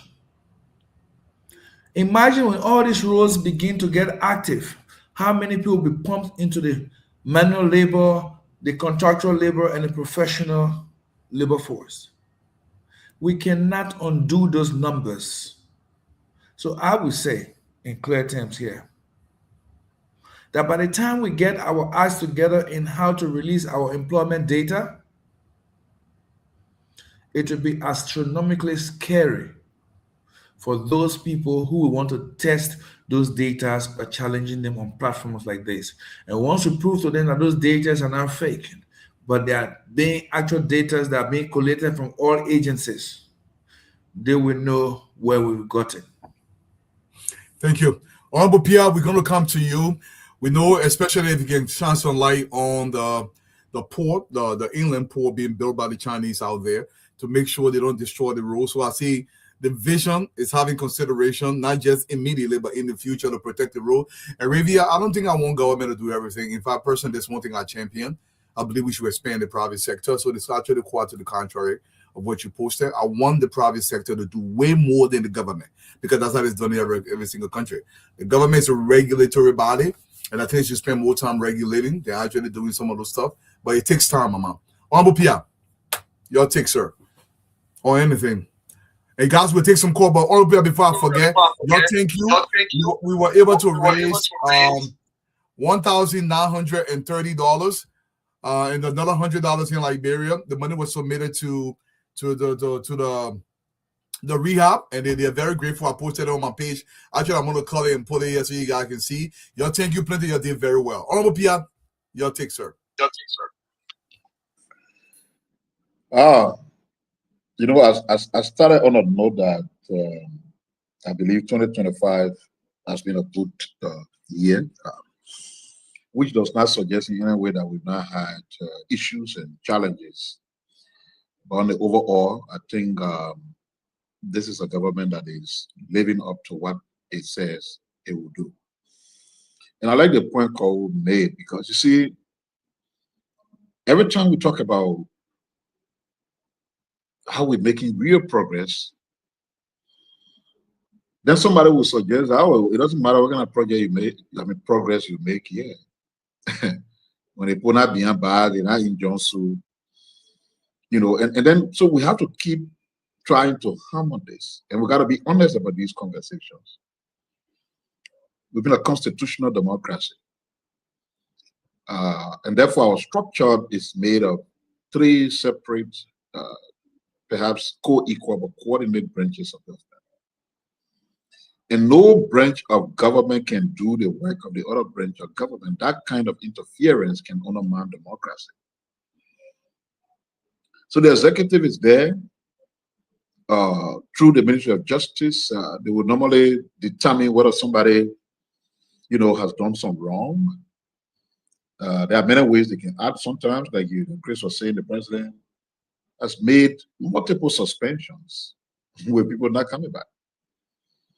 So much so that we can now interpret suspension as dismissal. So that when someone is suspended, I didn't know. But the president was clear on ERBC that yes, before we even reach the point of suspension, we don't just take one information and grab it, because he understands the society itself. So there are extra layers in the presidency that will do some due diligence, cross-check some of the accusation information, be convinced that, you know, smoke is coming from somewhere. You can say, okay, let's suspend. Those are clear demonstration of political will. Especially if you reflect where we were 6 years ago, where a journalist was speaking to the former president and talking about what has happened at Legis. about Smith and other people who had some indictment from the LACC. And the president was basically asking the general, is that a final verdict?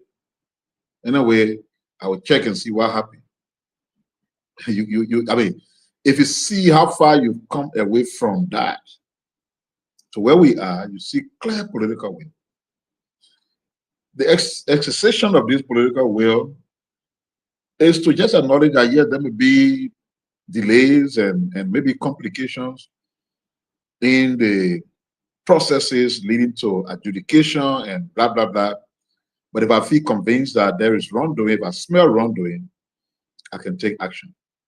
So we're taking action. Take, for example, one of the first things when the Assets Recovery Team was established was to do this gracious right thing. Now, how can then somebody come and say the government not been doing anything about persecuting people? People ran to the very Supreme Court and say, oh, people harassing prohibition, which is part of the legal process. But then it became troubling when a prohibition would last for 9 freaking months. Because that's not what it should be for. The person just say, we don't believe that the law backs the thing that people want to do to make so we want a court to prohibit it. Now, the way it normally works, the court now is supposed to notify the people who are taking the initial action to say, we have this issue and call for a conference and all of that. I mean, if we all want to be committed to, you know, judicial prudence and holding people accountable, those are things that you can do in 2 weeks, maximum. But as I said, why did it take 9 months? We only moved with that case after there were changes in leadership at the judiciary. So, Tue and others, for example, they were indicted. There was a formal indictment. They've made reckless utterances confirming wrongdoing. They've not said we didn't do anything wrong. They said we're authorized. But even though they were saying that, they ran to the court and said, because we're authorized, we don't believe we should be persecuted. It took some time for the court to say, no, you can be persecuted. So the matter will return to the lower court so that they take jurisdiction of the case and go ahead with it. All the things we're talking here, that processes that are delaying things, doesn't mean then that the government, from the standpoint of the executive, through their different campaign promises, all of that, they've not been committed to doing it. They are very committed to doing it. But we're not running a military state where you come and say, oh, because the code is wasting time, you grab it, put it in jail, nothing will come from it. Because they've been walking around too much, you're talking tabata. Maybe when you're behind jail, you're not taught, so you're put in jail. Then we have not rescued the country. Because those tendencies of military rule, which we all cried about after the military seized power, we pressurized them to return to democratic governance. They organized a kangaroo election where they were flocked and they overturned the popular will of the people, and we all cried. And you see, when you reach that level, the leader is dressed up in 2 suits because they will not leave their military suit behind. Though you let them say that civilian government, they may still armed men. And you saw that through some of the conducts and behaviors. That does anybody want us to go back to that kind of scenario? I think Liberia have moved far away from that. And we do a reflection of our history, decades of war, the victimization of our people, over 250,000 souls being crushed to death. You will want to do things that will protect you from returning to an era of violence or authoritarianism. So our government is doing just what is right. We understand your frustration. We understand the anger. Like when I saw Tue talking all your tabata, I was irritated to some extent. And even somebody saw my post where I said, if a guy was sitting down behind jail, you would not be this sanction guard, as I refer to it, would not be making noise. But the way to take him to that jail, as frustrated as I was, is not arbitrariness or extrajudicial. It has to be consistent with the law. So what indictment will take place? I got some clues that there will be additional indictments as we enter 2026. How far do we go with it? It will depend again on how the judicial interplay will be taking place. Sadly, that's what we have, and that's what we have to cope with. But we must recognize the effort of those who made those commitments to persecution that they are making to ensure that what they said they would do, they're doing it. The situation in I don't know whether it's Kidman or Bombi with the Bao Chico stuff. I live on that road, Dualu. I'm one of the persons who've complained consistently to the president. Because beyond the damage being done to the road, the drivers are reckless and careless. They endanger people day and night. When I'm going home, sometimes, don't take the risk to pass out there. You see them coming, you pass out the road until they pass. First of all, they're moving with speed, and their headlights are terribly bright. And they consume the whole road sometimes. Yeah, that's the point. There've been multiple accidents along the way. So there were times I saw it, I made a case, the president, someone at that time, Minister of Mines, the Minister of Transport, Minister of Public Works, and we all sat there and I said, look, forget about it, the personal risk I face. How do we feel iron ore, which has its own particles that can be thrown in the air, and over time people can get dangerous lungs and all kinds of sicknesses? How do we accept this? But then the dilemma was there. These folks, they were looking for campaign money, and they did that, the ratification of that concession just before they left office. That's right. So by law, so now when you turn the president, say, but by law, people have a concession, and the concession recognized that they didn't have port, but they have to take the iron ore. So we just got to find a way that it's not forever if it means revisiting the concession. But that's part of the wickedness the guys did to the country. You don't care for your people. You allow trucks after trucks of iron ore to be plying that place. The particles are flying in the air. People are silently and quietly inhaling them. It comes with multiple complications later. So it's good that they keeping that part of the deal that committed them to doing an inland port, so that they begin to transport their ore from there straight to the free port of Monrovia, avoiding the usage of the road, polluting the environment, and causing long-term illnesses for people. Of course, like all of you said, it's an opportunity for more job creation, which is good. And I'm glad that the company is committed to, and they have actually started physical work to ensure that the inland port exists, which could go beyond the usage of Bao Chico, because who knows? Yeah. You could find other mineral deposits in that place, and you will not have to bring them by road because you already have had an inland port that will be a source of transporting.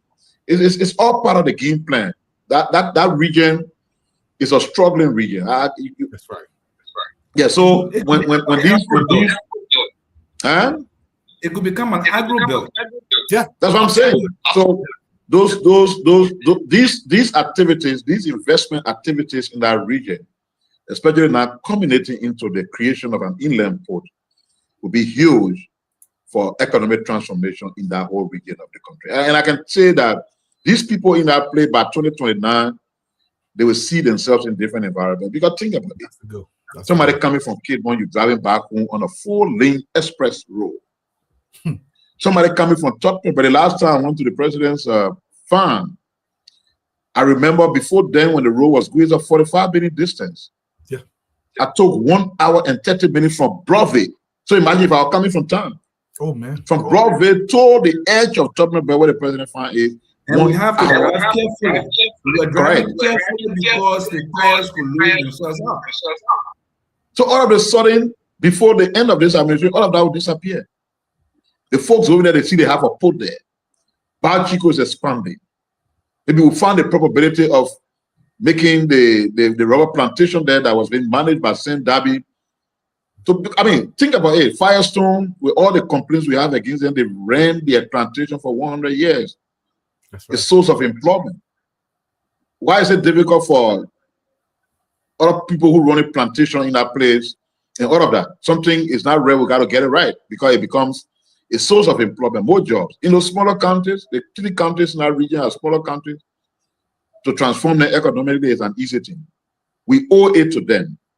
Even though we didn't cause it, but if that place used to be bombing hills, meaning they were taking iron ore from them, and it has since become bombing hole, now that we have a government that cares, then you show that there are some real serious economic activities in that part of the country. Because if you drive to Thomas Boy, I don't know, I think you got linked to that place as well. You feel sad. I know. You feel very, very sad. Yeah. So thank you so much. A lot of good things happening in the country. So I want to highlight some. Right now, I'm in Grand Gita County for the first time. There's a town called Port Town. I'm actually looking for videos. I will try to get a video. And the town called Balakare, before reaching Zwedru checkpoint, has been electrified to that since 1964. There was another testimonial that I posted in the chat room today, and I just want to read a highlight from somebody coming from Sando County. We will start doing these more and more. Let people understand what is happening across the country. These testimonials are very, very important for our country. People have to understand. And this is posted. Anybody can see this. That's coming from Sando. I can't even find the testimonial, but I will try to get some of those. A lot of things are happening. We're going to have you closer on this topic tonight. We'll take some call from our people. Happy New Year across the country. I know it's almost Happy New Year in Liberia. Go before we take some calls here. People back home are sorry, Harris didn't come today. They may already celebrate Happy New Year, but you can also call the number that I will post on the screen on WhatsApp if you want to call in as well. Call. Yeah, that's great. Electricity, we've talked about this on here repeatedly. Electricity is a keystone of modernization, and it really helps alleviate a lot of suffering in healthcare, even just household chores. Just having electricity gives you more access to be able to be more efficient for longer hours, right? Without electricity, as soon as it gets dark, it limits what you're able to do and how productive you can be as a society. Opening up electricity in places like Zwedru, rural parts of other counties, hopefully Nimba, y'all, listening, LEC, y'all, please, keep up the good work. But what it does is it brings people into a place where they're spending less time doing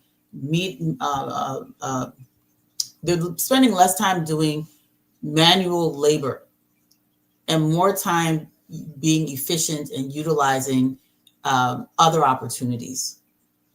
Without electricity, the burden of labor falls on women and girls. We talk about having to go fetch water. We talk about the type of work it takes to be able to preserve food, prepare food. Electricity provides cold storage or refrigeration. Electricity provides the use of household tools that can cut preparation time for food more than in half. Sometimes in seconds, you do in seconds what you could have done in 4 hours, having to just provide food for the house. So that frees up time for women and girls to be able to be productive in other areas. All of this progress has immeasurable effect that when I say immeasurable, what I'm saying is it's difficult to even quantify that, to even be able to put that into numbers, because there's so much byproduct to this. Young people having electricity, light bulbs to be able to study. It reduces the risk of fire from candles and other types of things.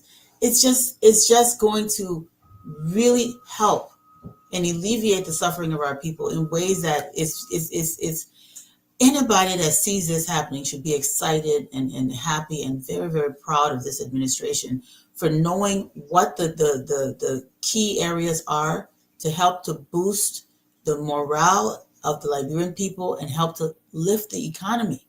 You need roads, you need electricity, you need water, you need functioning ports. You need to make sure that these concession companies are not stealing from our people. All of these things are happening. Shout out to Amos Twe for catching people like Musa Bility them that were overcharging the citizens and causing economic hardship in our country. Shout out to people like what's his name, Sekou Dukle at the port for finding out that some of these concession companies were withholding resources that they're supposed to remittances to the Liberian government, finding the leakages and making sure that the Liberian government gets what they're supposed to get. These are the front line of the advancement of the cause of the Liberian people.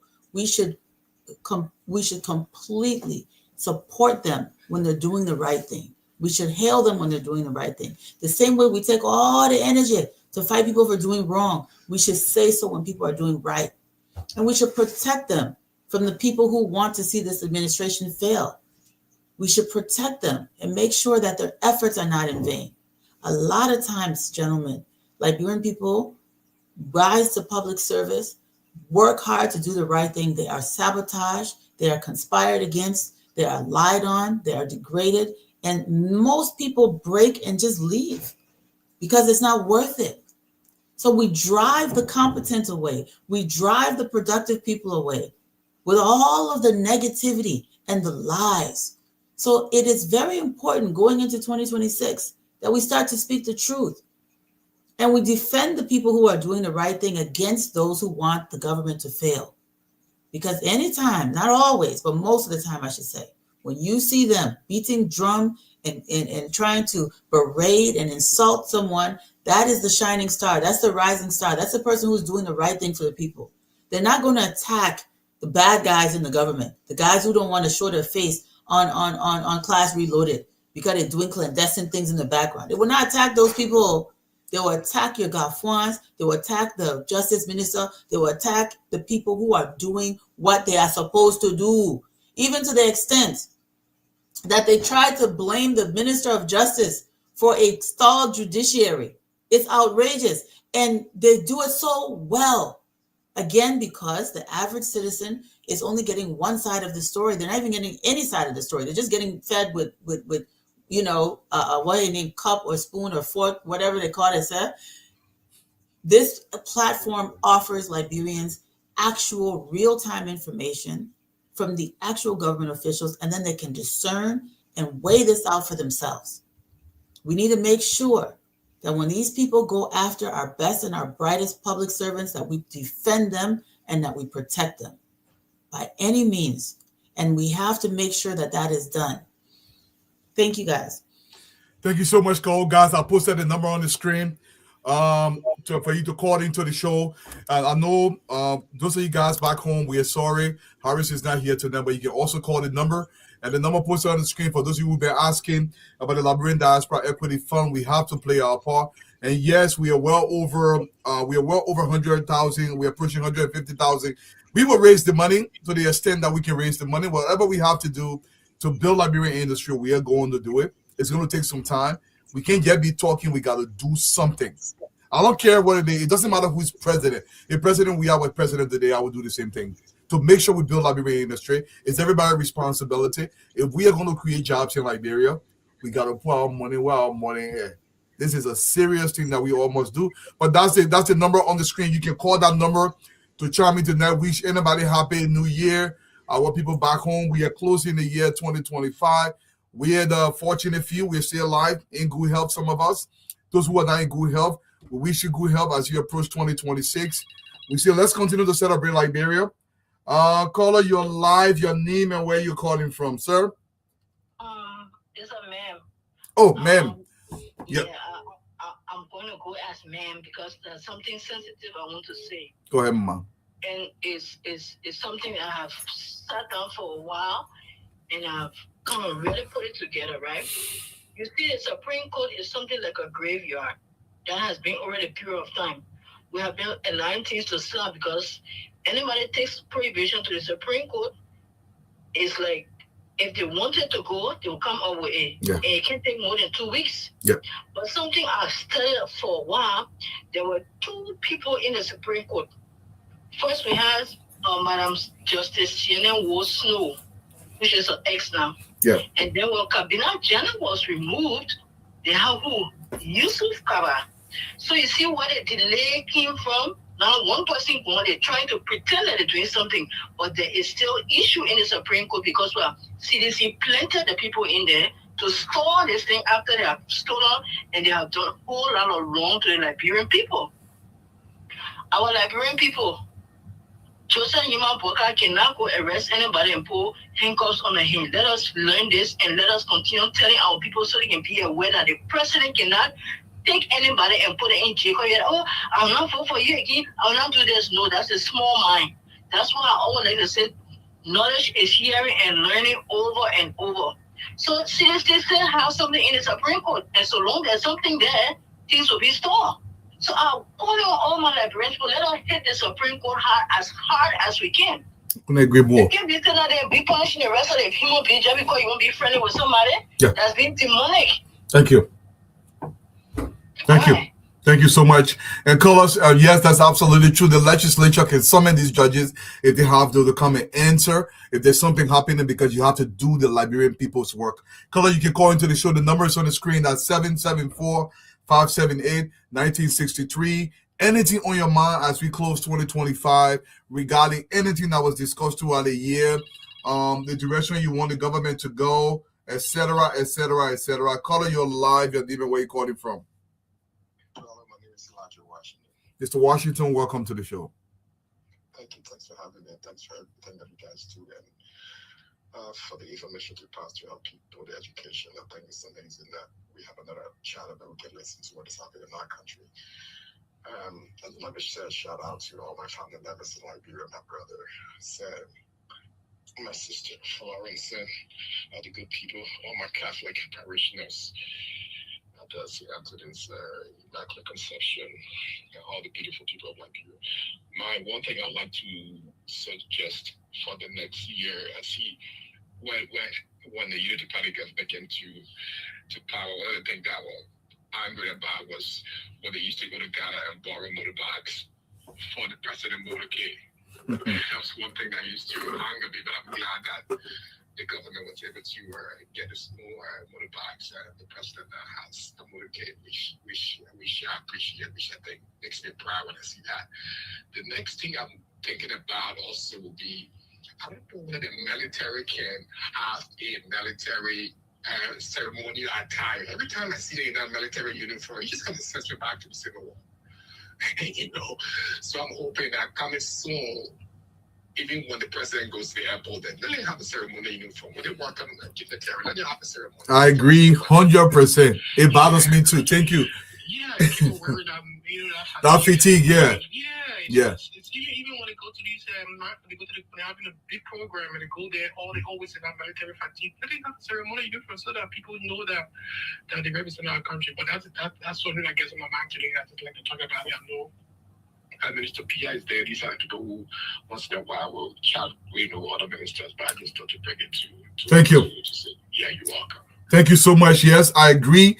This is something, the last time I saw it in the fatigue, kind of like, let's get a ceremonial uniform, maybe. Or maybe there's a legitimate reason why. Maybe Liberia is doing it differently. I don't know, but that's something up to the army. The numbers on the screen, guys. If you want to wish anybody a happy new year, I know it's approaching New Year in Liberia. Call into the show. Let's discuss it. Color, you're live. Mr. Lake, how you doing, sir? Thank you for taking my call, Eduardo. I just want to tell Sister Cole, thank you very much. Those people picture you were showing that grandmother in Toronto, I saw the picture that was Paul Mother's father. And you are quite correct. The Jackson and Center is also, their children and myself started from third grade together.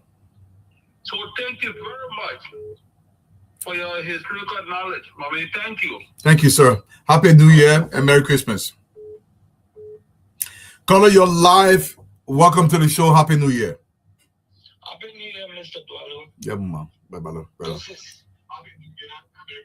This is Johnson calling from. Yeah, you're listening directly to the headphone. You're live. Okay, all right. Mr. Dwalo, I want to first thank the president of Liberia. Wishing his family happy new year. I want to thank the entire government for the level of development and the level of progress over the last 2 years. I also want to thank the entire team on the Class Reload for dispersing the information and trying to educate the public on what is happening. This is very important so that we can be able to counteract the misinformation and the disinformation. But quickly, before I go, there's something that caught my attention yesterday when I listened to the former minister Tuer on Spoon. When George Weah was president, they used to call him Bar Road Medicine. But then last night, I noticed that the tune has changed. Of course. Because the government is aggressively attacking the road network and road connectivity across the country. So now they are saying no more Bar Road Medicine, but road is not an issue. Yeah. Electricity is not an issue. That's right. Now they are focusing on job creation. Yeah. And I was like, well, how quickly they have changed the goalpost. But nevertheless, wish that this government can also focus in that direction, job creation, and also with your program that has to do with the diaspora initiative. There's something I'll be aggressively joining next year, and we look forward to see how we can advance the agenda of Liberia and move forward. So thank you very much, and Happy New Year again. Happy New Year. President Boakai, I don't see them say he's still doing his job. One thing I like about the old man, all they talking, you're not hearing care about it, you're doing your job. Like Convi said, yes, he rolled him all around. According to the show, Happy New Year across the country. And Liberian people, y'all, thank you so much for the last 1 year for sticking with us and listening about the issue of Liberia. You yourself can have your input on what direction you want your country to go and a recommendation you will have to change the direction of Liberia for the better. Please make those recommendations as we move along. Color, you're live. Happy New Year. Hey, well, thank you so much. Happy New Year. Yes, sir. Thank you to the panelists and honorable minister and everybody. I so much appreciate the program, and coming to this point now, I am happy that this program is initiated. But my problem has been with the judiciary. I think what we need to do, like you just rightly said, or somebody said, there were some people that were planted over there just for the CDC. Can you imagine somebody that's something to it that we know of who is corrupt? We talk confidently, convincingly, to feel that there's nothing that can happen to any of them. That is what I have. I think that Liberian people need to, this coming New Year, organize themselves and have a protest to the Supreme Court, or an impeachment be initiated so that those corrupt people can be gone from that place. Because you see the development coming and people try to just thwart it. And we cannot stand for that anything anymore. There are some of us who have been in this country want to return home. My thing is, I want to be proud when I'm driving to my village. Yeah. I can just leave on my road and drive there. And you can see the development is coming about. But because of the love of this man, I told you once here that I spoke with somebody in Pinche who told me that they just loved the man, even more than his wife. Yeah, imagine that. Can you imagine that kind of thing? So if we have that kind of mentality, don't you think anything can just be stored? We can't stay there anymore. I think we need to do an organization so that the Supreme Court, we can match the Supreme Court or the legislature organize. I mean, they get up an impeachment be initiated so that those people can be taken out of that place. Otherwise than that, they will be stalling because you know the president cannot come and do anything by arresting people. There are different branches of government. Thank you. They are the ones who are supposed to be initiating the rightful thing in the country, but see what they're doing now. That is done intentionally, so something got to be done about it. Thank you so much. I appreciate it. I try to prefer the latter to the former. I prefer the impeachment to any kind of protest. If a judge doesn't want to do his job, he should be impeached. Welcome to the show, Mr. Jackson. You're live. Happy New Year, brother. Hello? Mr. Jackson, can you hear me? Hello, sir? Mr. Jackson, are you there? Going once? Going twice? Okay, caller, you're live. Hello, caller. Okay, let's take this other caller. Caller, you're live. Hello? Hello? Yep, you're live. Yep. My name is Eddie, and I join you from Washington State. Happy New Year. I will. Yep, you're live. You're live. Happy New Year to every one of you, and thank you all for the show. I think this show have had a great impact on making a difference. Instead of Liberians listening to a show that present negative news all of the time, Class Reloaded came in to feed us with the positive, and we are glad for that. Thank you so much. I have I don't know if there's a particular topic to talk on. On anything, New Year, anything I hear. All right, thank you. So I've been in the U.S. for a couple of years, and I have seen what the other countries do, especially the U.S., that they consider to be employment, either self-employed or unemployment. And as I look at it from my point of view, I see that we have a lot of jobs in Liberia, but what we are lacking is a system to make it work for everybody. We have Shushan boys who make money that they are able to send their children to school. We have boys that work in these Lebanese people's store, they get at least $5 or $10 from there. We have boys that loading car, in fact, that get money from a loading car. How can these different little hustle be organized into a structure that will be able to give taxes to the government, and the government can be able to establish system for them that it will be a business for them as well, that they can be able to use their business that they are doing to even go to a bank and get small money and get loan and things to sustain themselves. I believe if we start putting more attention, like in one store, for instance, you have like 2-3 Liberians there.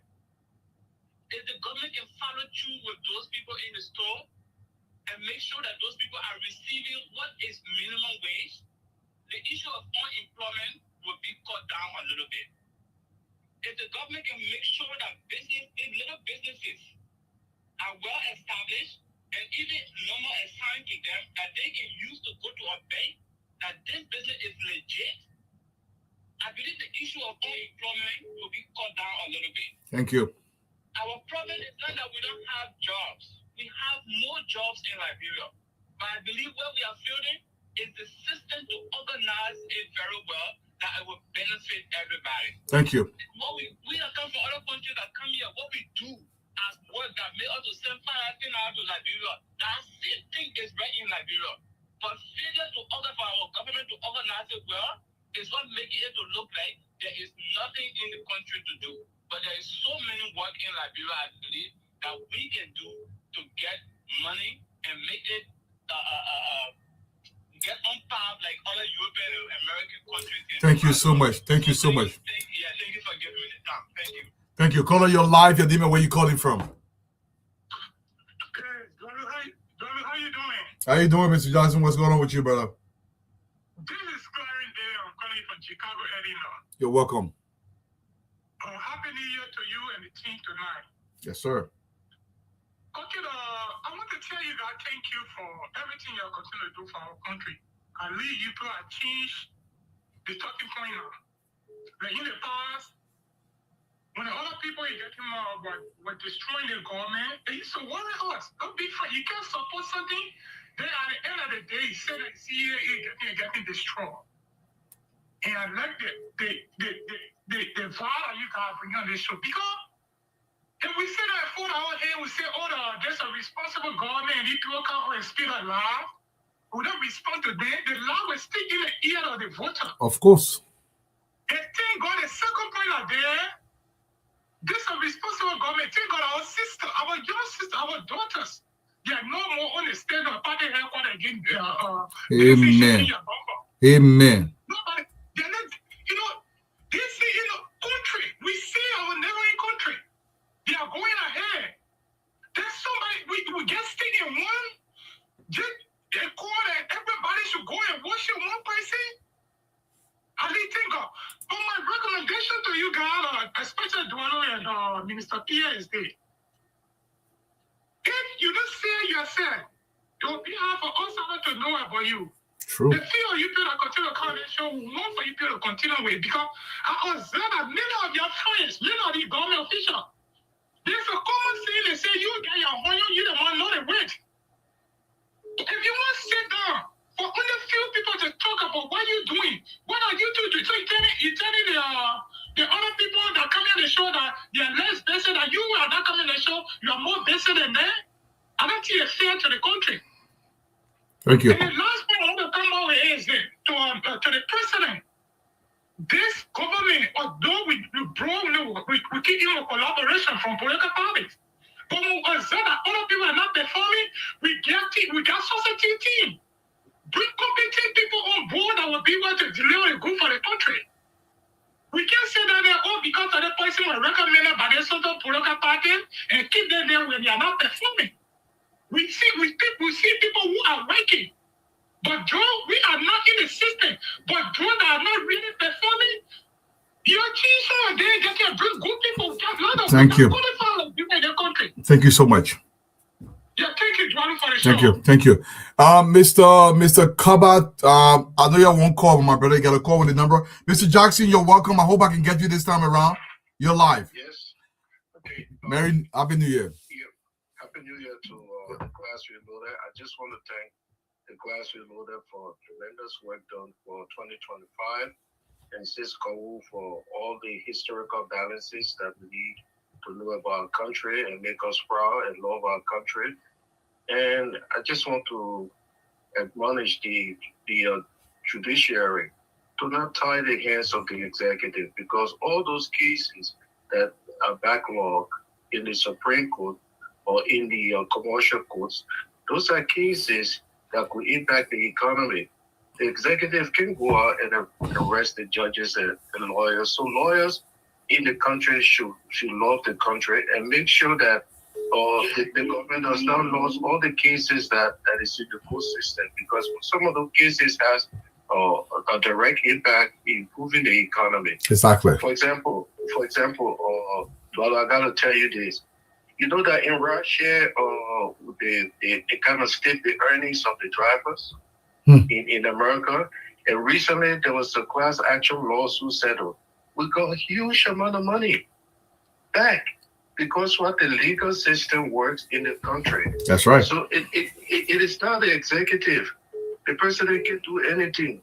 Mr. Pierre can do anything. If they go fast track all the cases and have the government with some of these cases, you will see the economy improve, and people will be compensated for what they should have. Thank you. So I hope the court system work with the executive and fast track some of these cases that the country economy can improve, like job creation, other things that can happen. Because I'm sure some of those cases has to do with economic improvement of the country. Exactly. Thank you. Exactly. Agnes Bestman. How many times I call you, Mama? Call her your live, your name and where you calling from, and Happy New Year. Good morning to everyone, and good morning to all the panelists. Happy New Year from my end in Australia. It's already New Year in Australia. Happy, blessed New Year to you all. Happy New Year. Yeah, thank you for the show. My name is Priscilla Wade. I'm calling from Australia. Dualu, I just want to say Happy New Year to my dynamic, hard-working role hero, electricity, giant president, Joseph Yuma Boakai. I just want to say Happy New Year to him.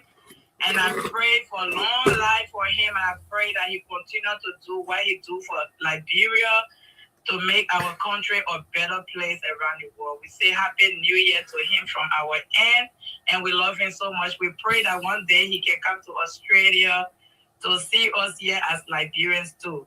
And also, Duado, yesterday I watched The Spoon and I listened to Samuel Toy. And honestly, I thank God that God has opened the eyes of Liberians. Amen. And they know the truth.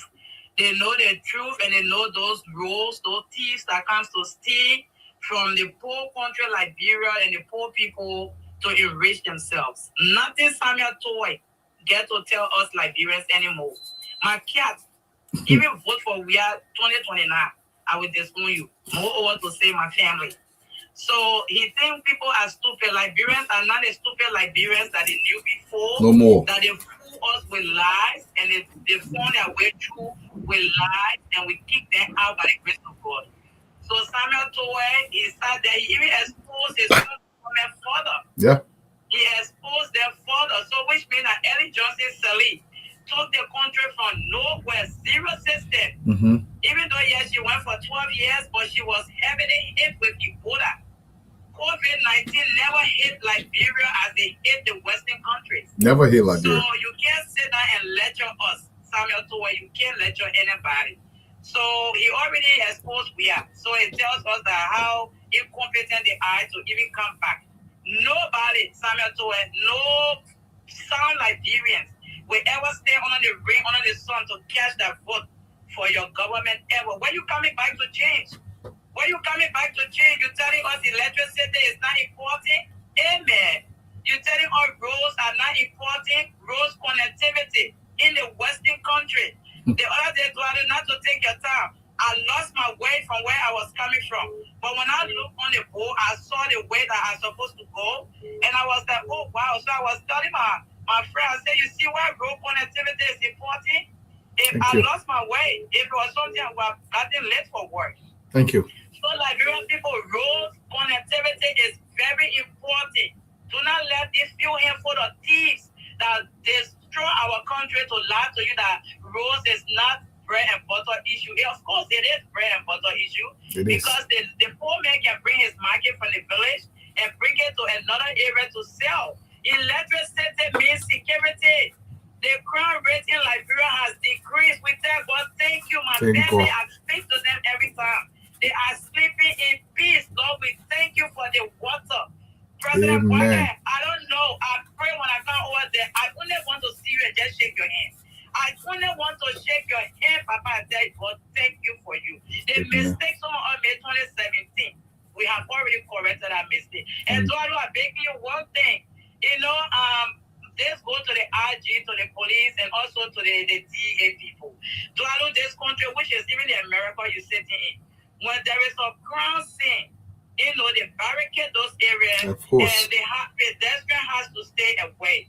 Because when the police arrest a criminal, when there is even whistleblower, they blow whistle and the police go somewhere, you know, you don't see citizens standing there because these things, it can destroy evidence. It can't allow the police to do their work. So one thing I pray and ask that Gregory Coleman that should put in place is whenever they have gone to arrest anybody, they should always barricade that area if it's a crime scene and let the bystanders stay away. Thank you. When they arrest people, you're driving, you're going your way, you're walking, you're going your way. You're not even standing there to say you come and stand. The police will tell you, keep going. Thank you. Okay, so I just want to say thank you, Dwalu, for what you do, Sister Paul, all of you, Pierre, Jeremy, Pierre, we say, well, thank you for all of you. Happy, prosperous, blessed New Year to you all and my president. Bye-bye. Thank you so much. Yes, Mr. Kaba, your call is coming through. Receiving a call from Liberia. Agnes, best man, why you closing your album for? It's the way you talk. We are here for all your album. I see you clearly. And we have another caller here. Caller, you're live. So, Mr. Kaba from Foya. Yep, Mr. Kaba, if you call into the show now, I should get you. I'm trying to keep the line clear for you. If you call right away back, Joseph Kaba out of Foya. If you call back, my brother, I will pick up your phone call. Or I can call you back directly. Let me see if I can call you back directly. I know you want to chime in too. I apologize. My brother is now on the show tonight. Let me go back here. I'm calling you right now as we speak. Okay, see another call check again. So try to call back right now, Mr. Joseph Kaba from Liberia. Call back right away. Let's take your call before we go away. If you call back now, you were calling. So when you hear your call, we'll give you another couple of minutes. If you're listening to call into the show, I know you want to make your contribution for tonight, and thank you for joining us. And thank you guys across the country. It is about Liberia. Our people are born opening. Our brother are born opening. My own wife is here. Clara Wayne Howard is here, Mama. Happy New Year. God's blessings upon you. To the audience, y'all, thank you all the time. Let me see my brother here. What's going on with him? Let me see if I call him. It's going to go through WhatsApp. There we go. I'm going to give you a call right now, Chief, and I hope you can pick up your phone. Mr. Joseph Kaba. I'm calling you there in Liberia. Is that you, Joseph? How are you? You're live. Yeah, you're live, sir. Speak to your people. I'm Jalaka Brown from Monrovia. Okay, you're welcome, sir. Thank you for the update for Cloud River there. I appreciate all that you're doing. Okay. Happy New Year to all of you. Happy New Year. God bless you. Thank you, sir. Thank you so much. Okay, Honorable Board Denua, you were trying to call too. So let's take one last call, Board Denua. If you call right back, I'll pick up your call. Anybody from Liberia, if you put your number there, I'll call your number directly. If you cannot call me, I will try and call you directly just to be able to make your contribution. Board Denua, we're going to go back to the panelist. If you don't call, I'll give you another 40 seconds, perhaps. so we can close for the night. All right, boy, Denoir, let's give you the last say here. Mr. Denoir, you're live. Happy New Year. Yeah. When you guys will stop dignifying people that tour, people who kill their own friends that went to school with them, and Samuel Tour start on Spoon Talk yesterday when Senator asked him about those 4 auditors, nothing else he could say. And every day you are dignified old guys. The old man said, and I'm quoting directly from him, don't do Liberian people work. 2029 will come and the Liberian people will see the work of the UP government. That's right. Sometimes when I listen to your, giving those guys audience for people to dignify them, it hurts me a lot, actually. They know what they did in Liberia. It will catch up with them one day. Thank you. Thank you. Yes, they are not being dignified. We are setting the record straight because we must. Before I go to my brother Nanugaya to close, I love these videos. Thank you so much. Let's play this one more time and see the progression of Liberia gradually. It not big, but a big because we never had it before.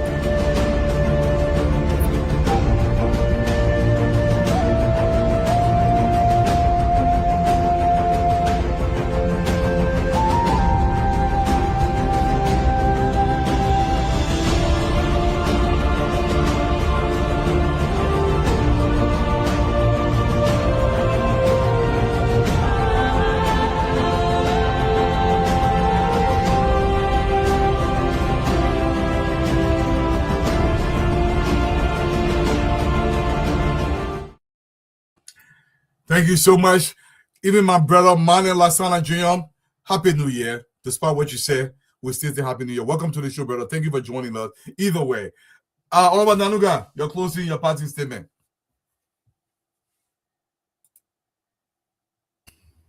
So I'll just make it just as simple as this.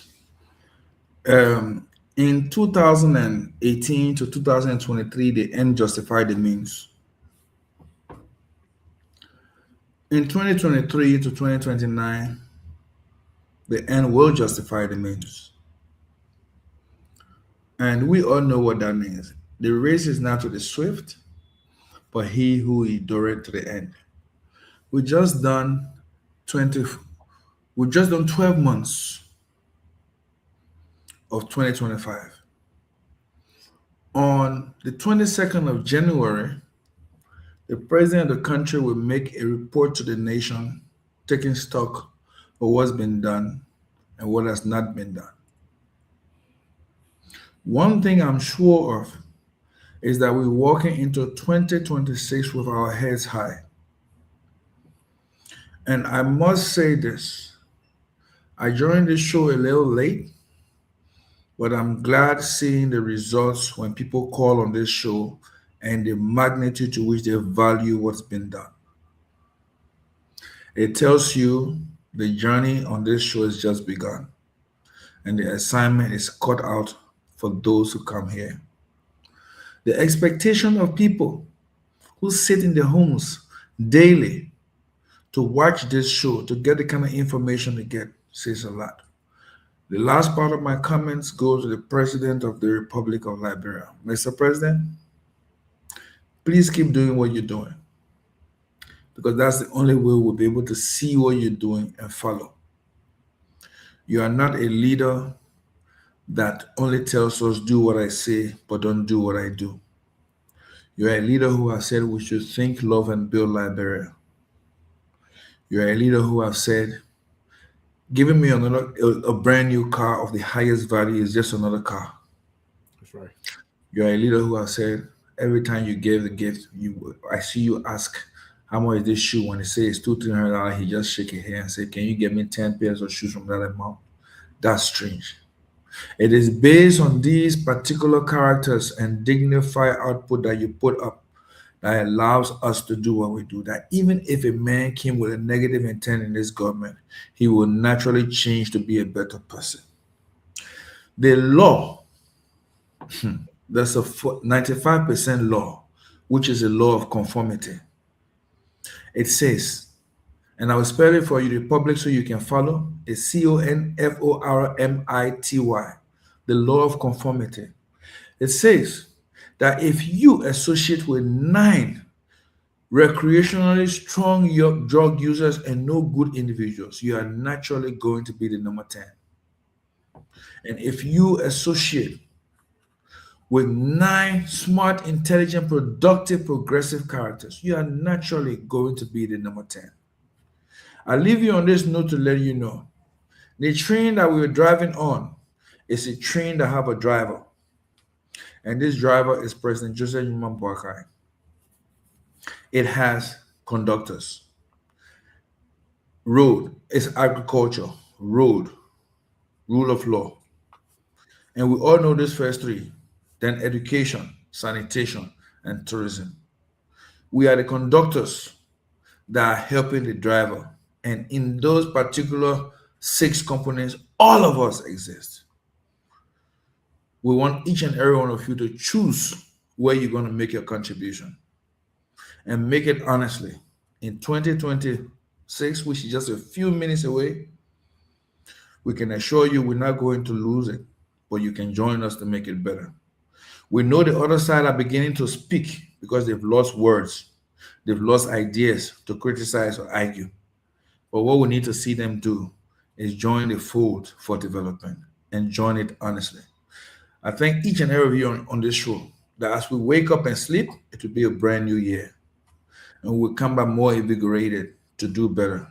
To my sister Cole, thank you. To my brother Dwalu, thank you. To my brother Pia, to Bintu, to every other person who is not on this show, just note that you are mentioned in the hearts of each of us sitting here. And we ask that God give us good health, prosper our reasoning towards a 2026 of challenges that we will face with ease. God bless you all Liberians, wherever you may be, and all those who love Liberia and contribute to Liberia. God bless. Thank you so much, Robert Nanuga, and thank you, Cole, for taking it out of my mouth. We have a kind of different judiciary in Liberia.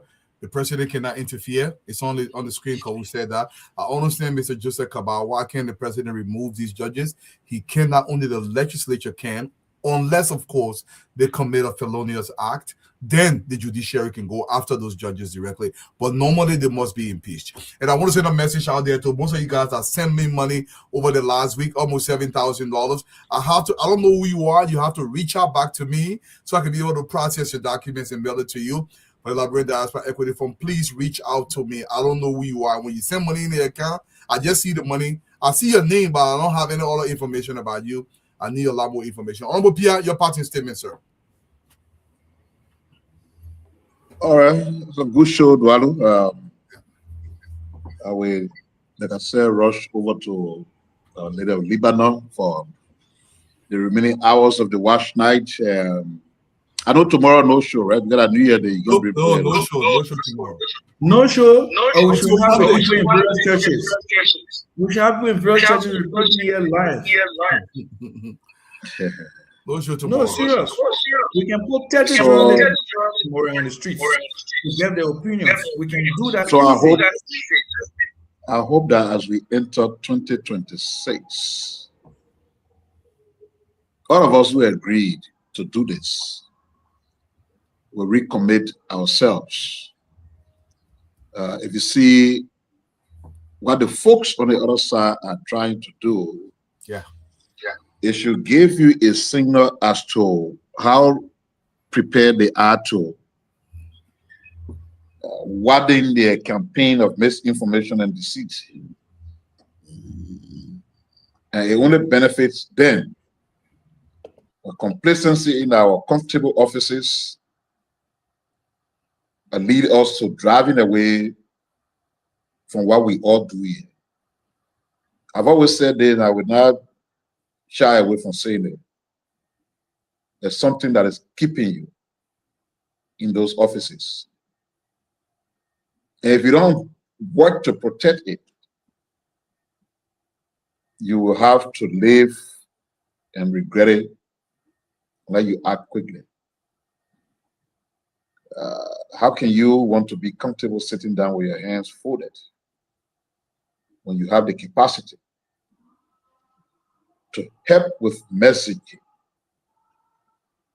And every day we have to come here and hear and shout about it. I hope whatever is responsible for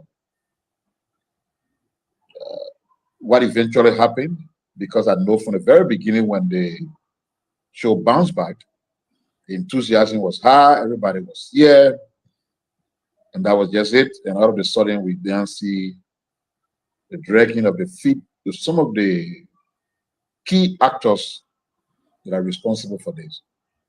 So it's an honest appeal. And make it a part of your resolution for 2026.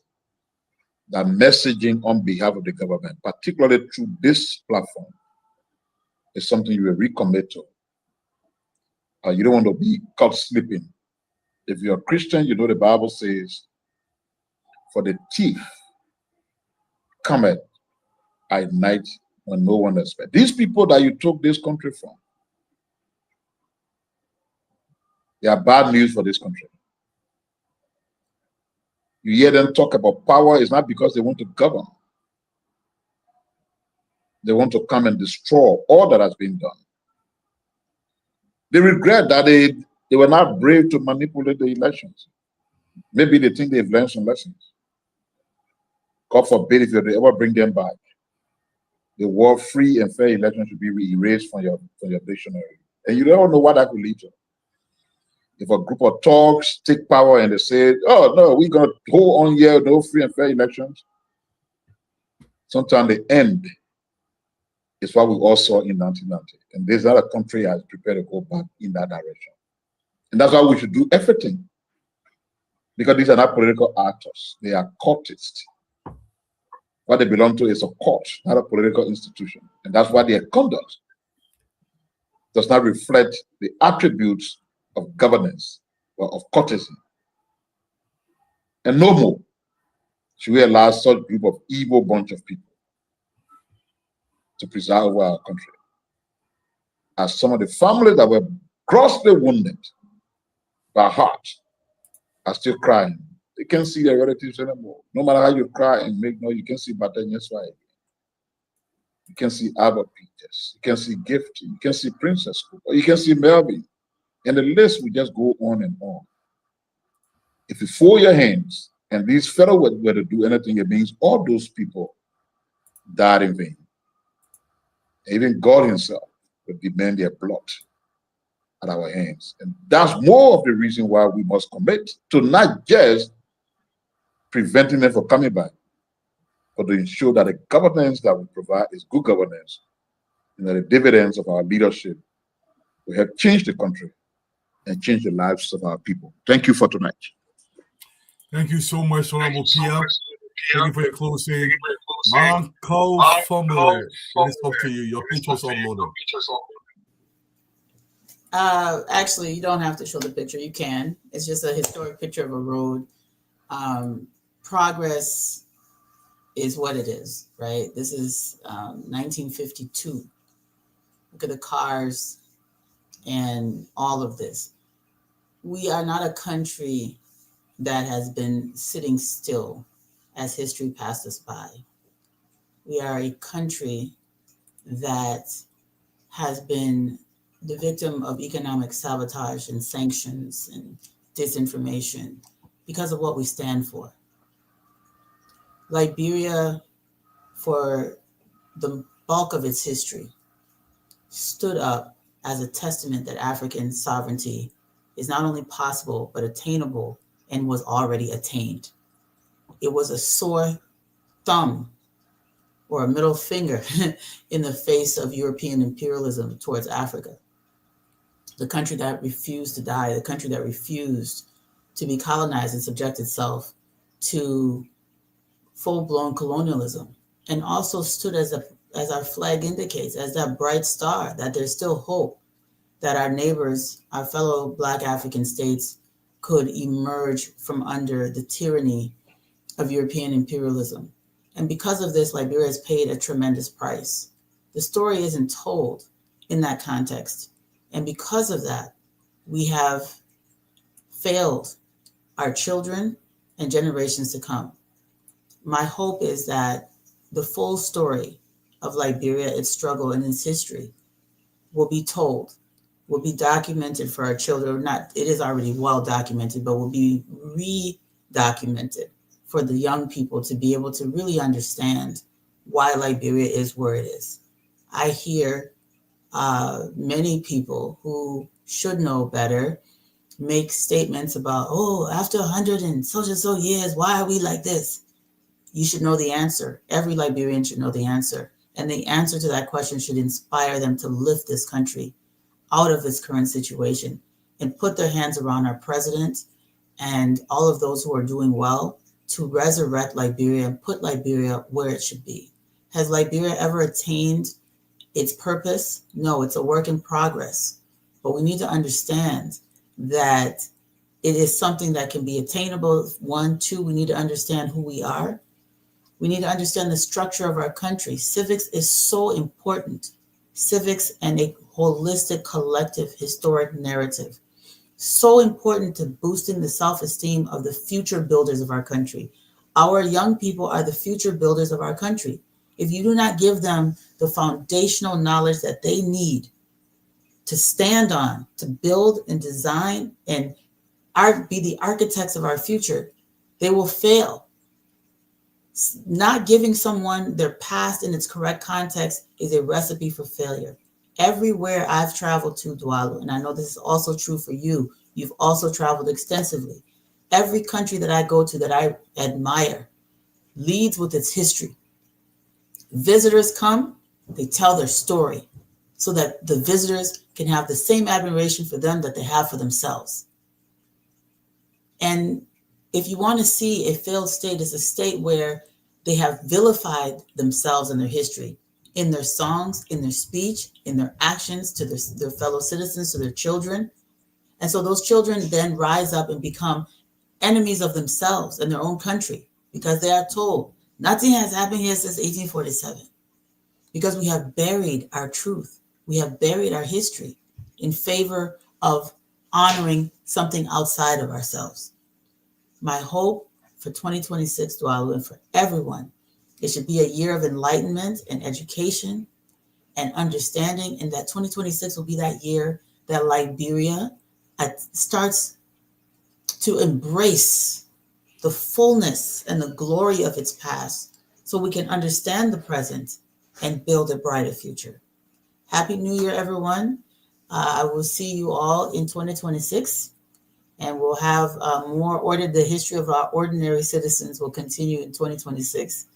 And I'll keep bringing up old things from the 1800s, early 1900s of everyday Liberians, blue collar folks, professors, merchants, everyday folks that maybe didn't become president or chief justice or something powerful like that, but who have amazing stories that will inspire us who are also ordinary people. Thank you so much.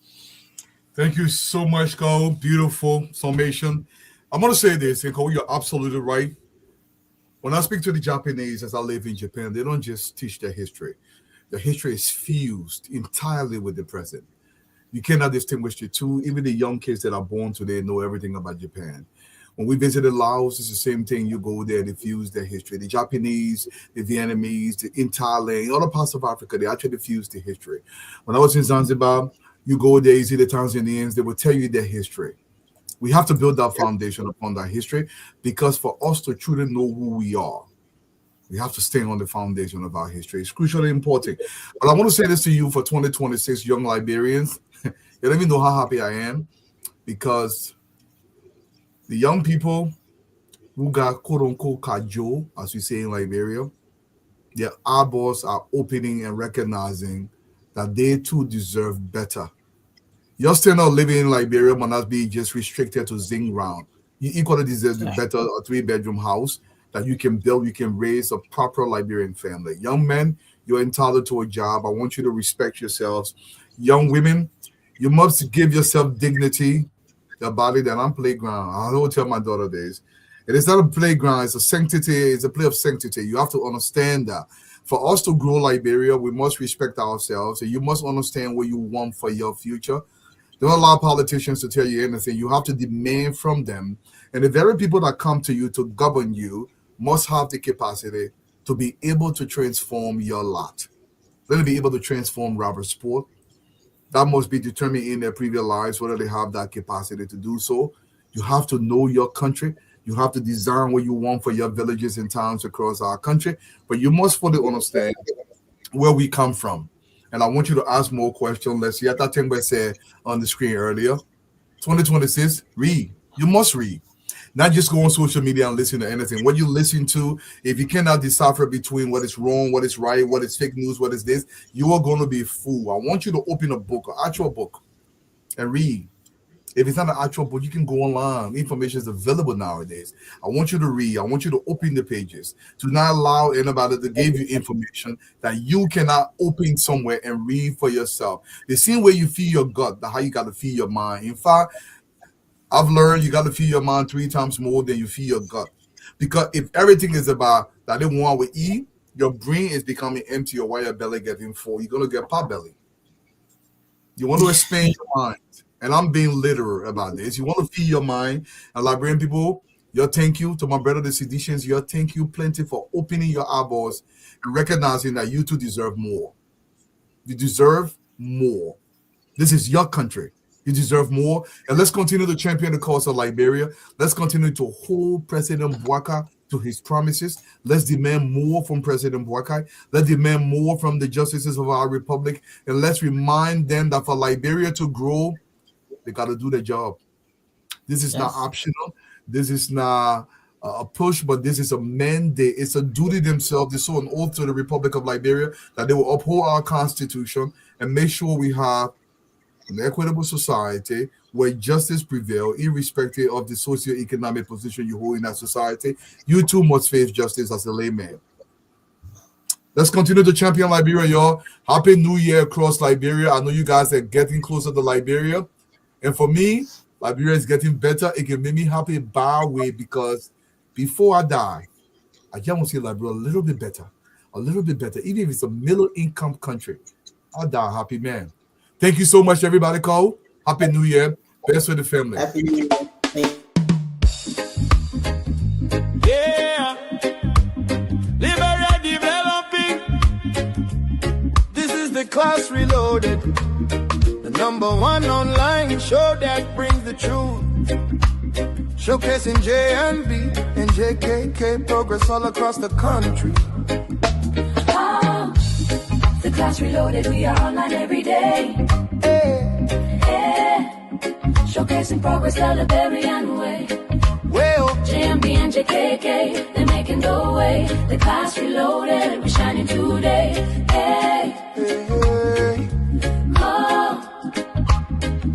From Monrovia City to the other counties, development talk shake the country. We talk the truth, we don't lie. The rescue mission making people smile. Roads getting better, schools better, electricity stable, no more hoping. We see the change, we see the light. Unity Party doing things right. Who talk the facts? The Class Reloaded. Who bring the vibe? The Class Reloaded. Support development. The Class Reloaded. Who better arise again? Oh yes we can. Who talk the facts? The Class Reloaded. Who bring the vibe? The Class Reloaded. Support development. The Class Reloaded. Who better arise again? Oh yes we can. The Class Reloaded, we are online every day. Every day. Showcasing progress the Liberian way. Well, JMB and JKK, they're making the way. The Class Reloaded, we shining today.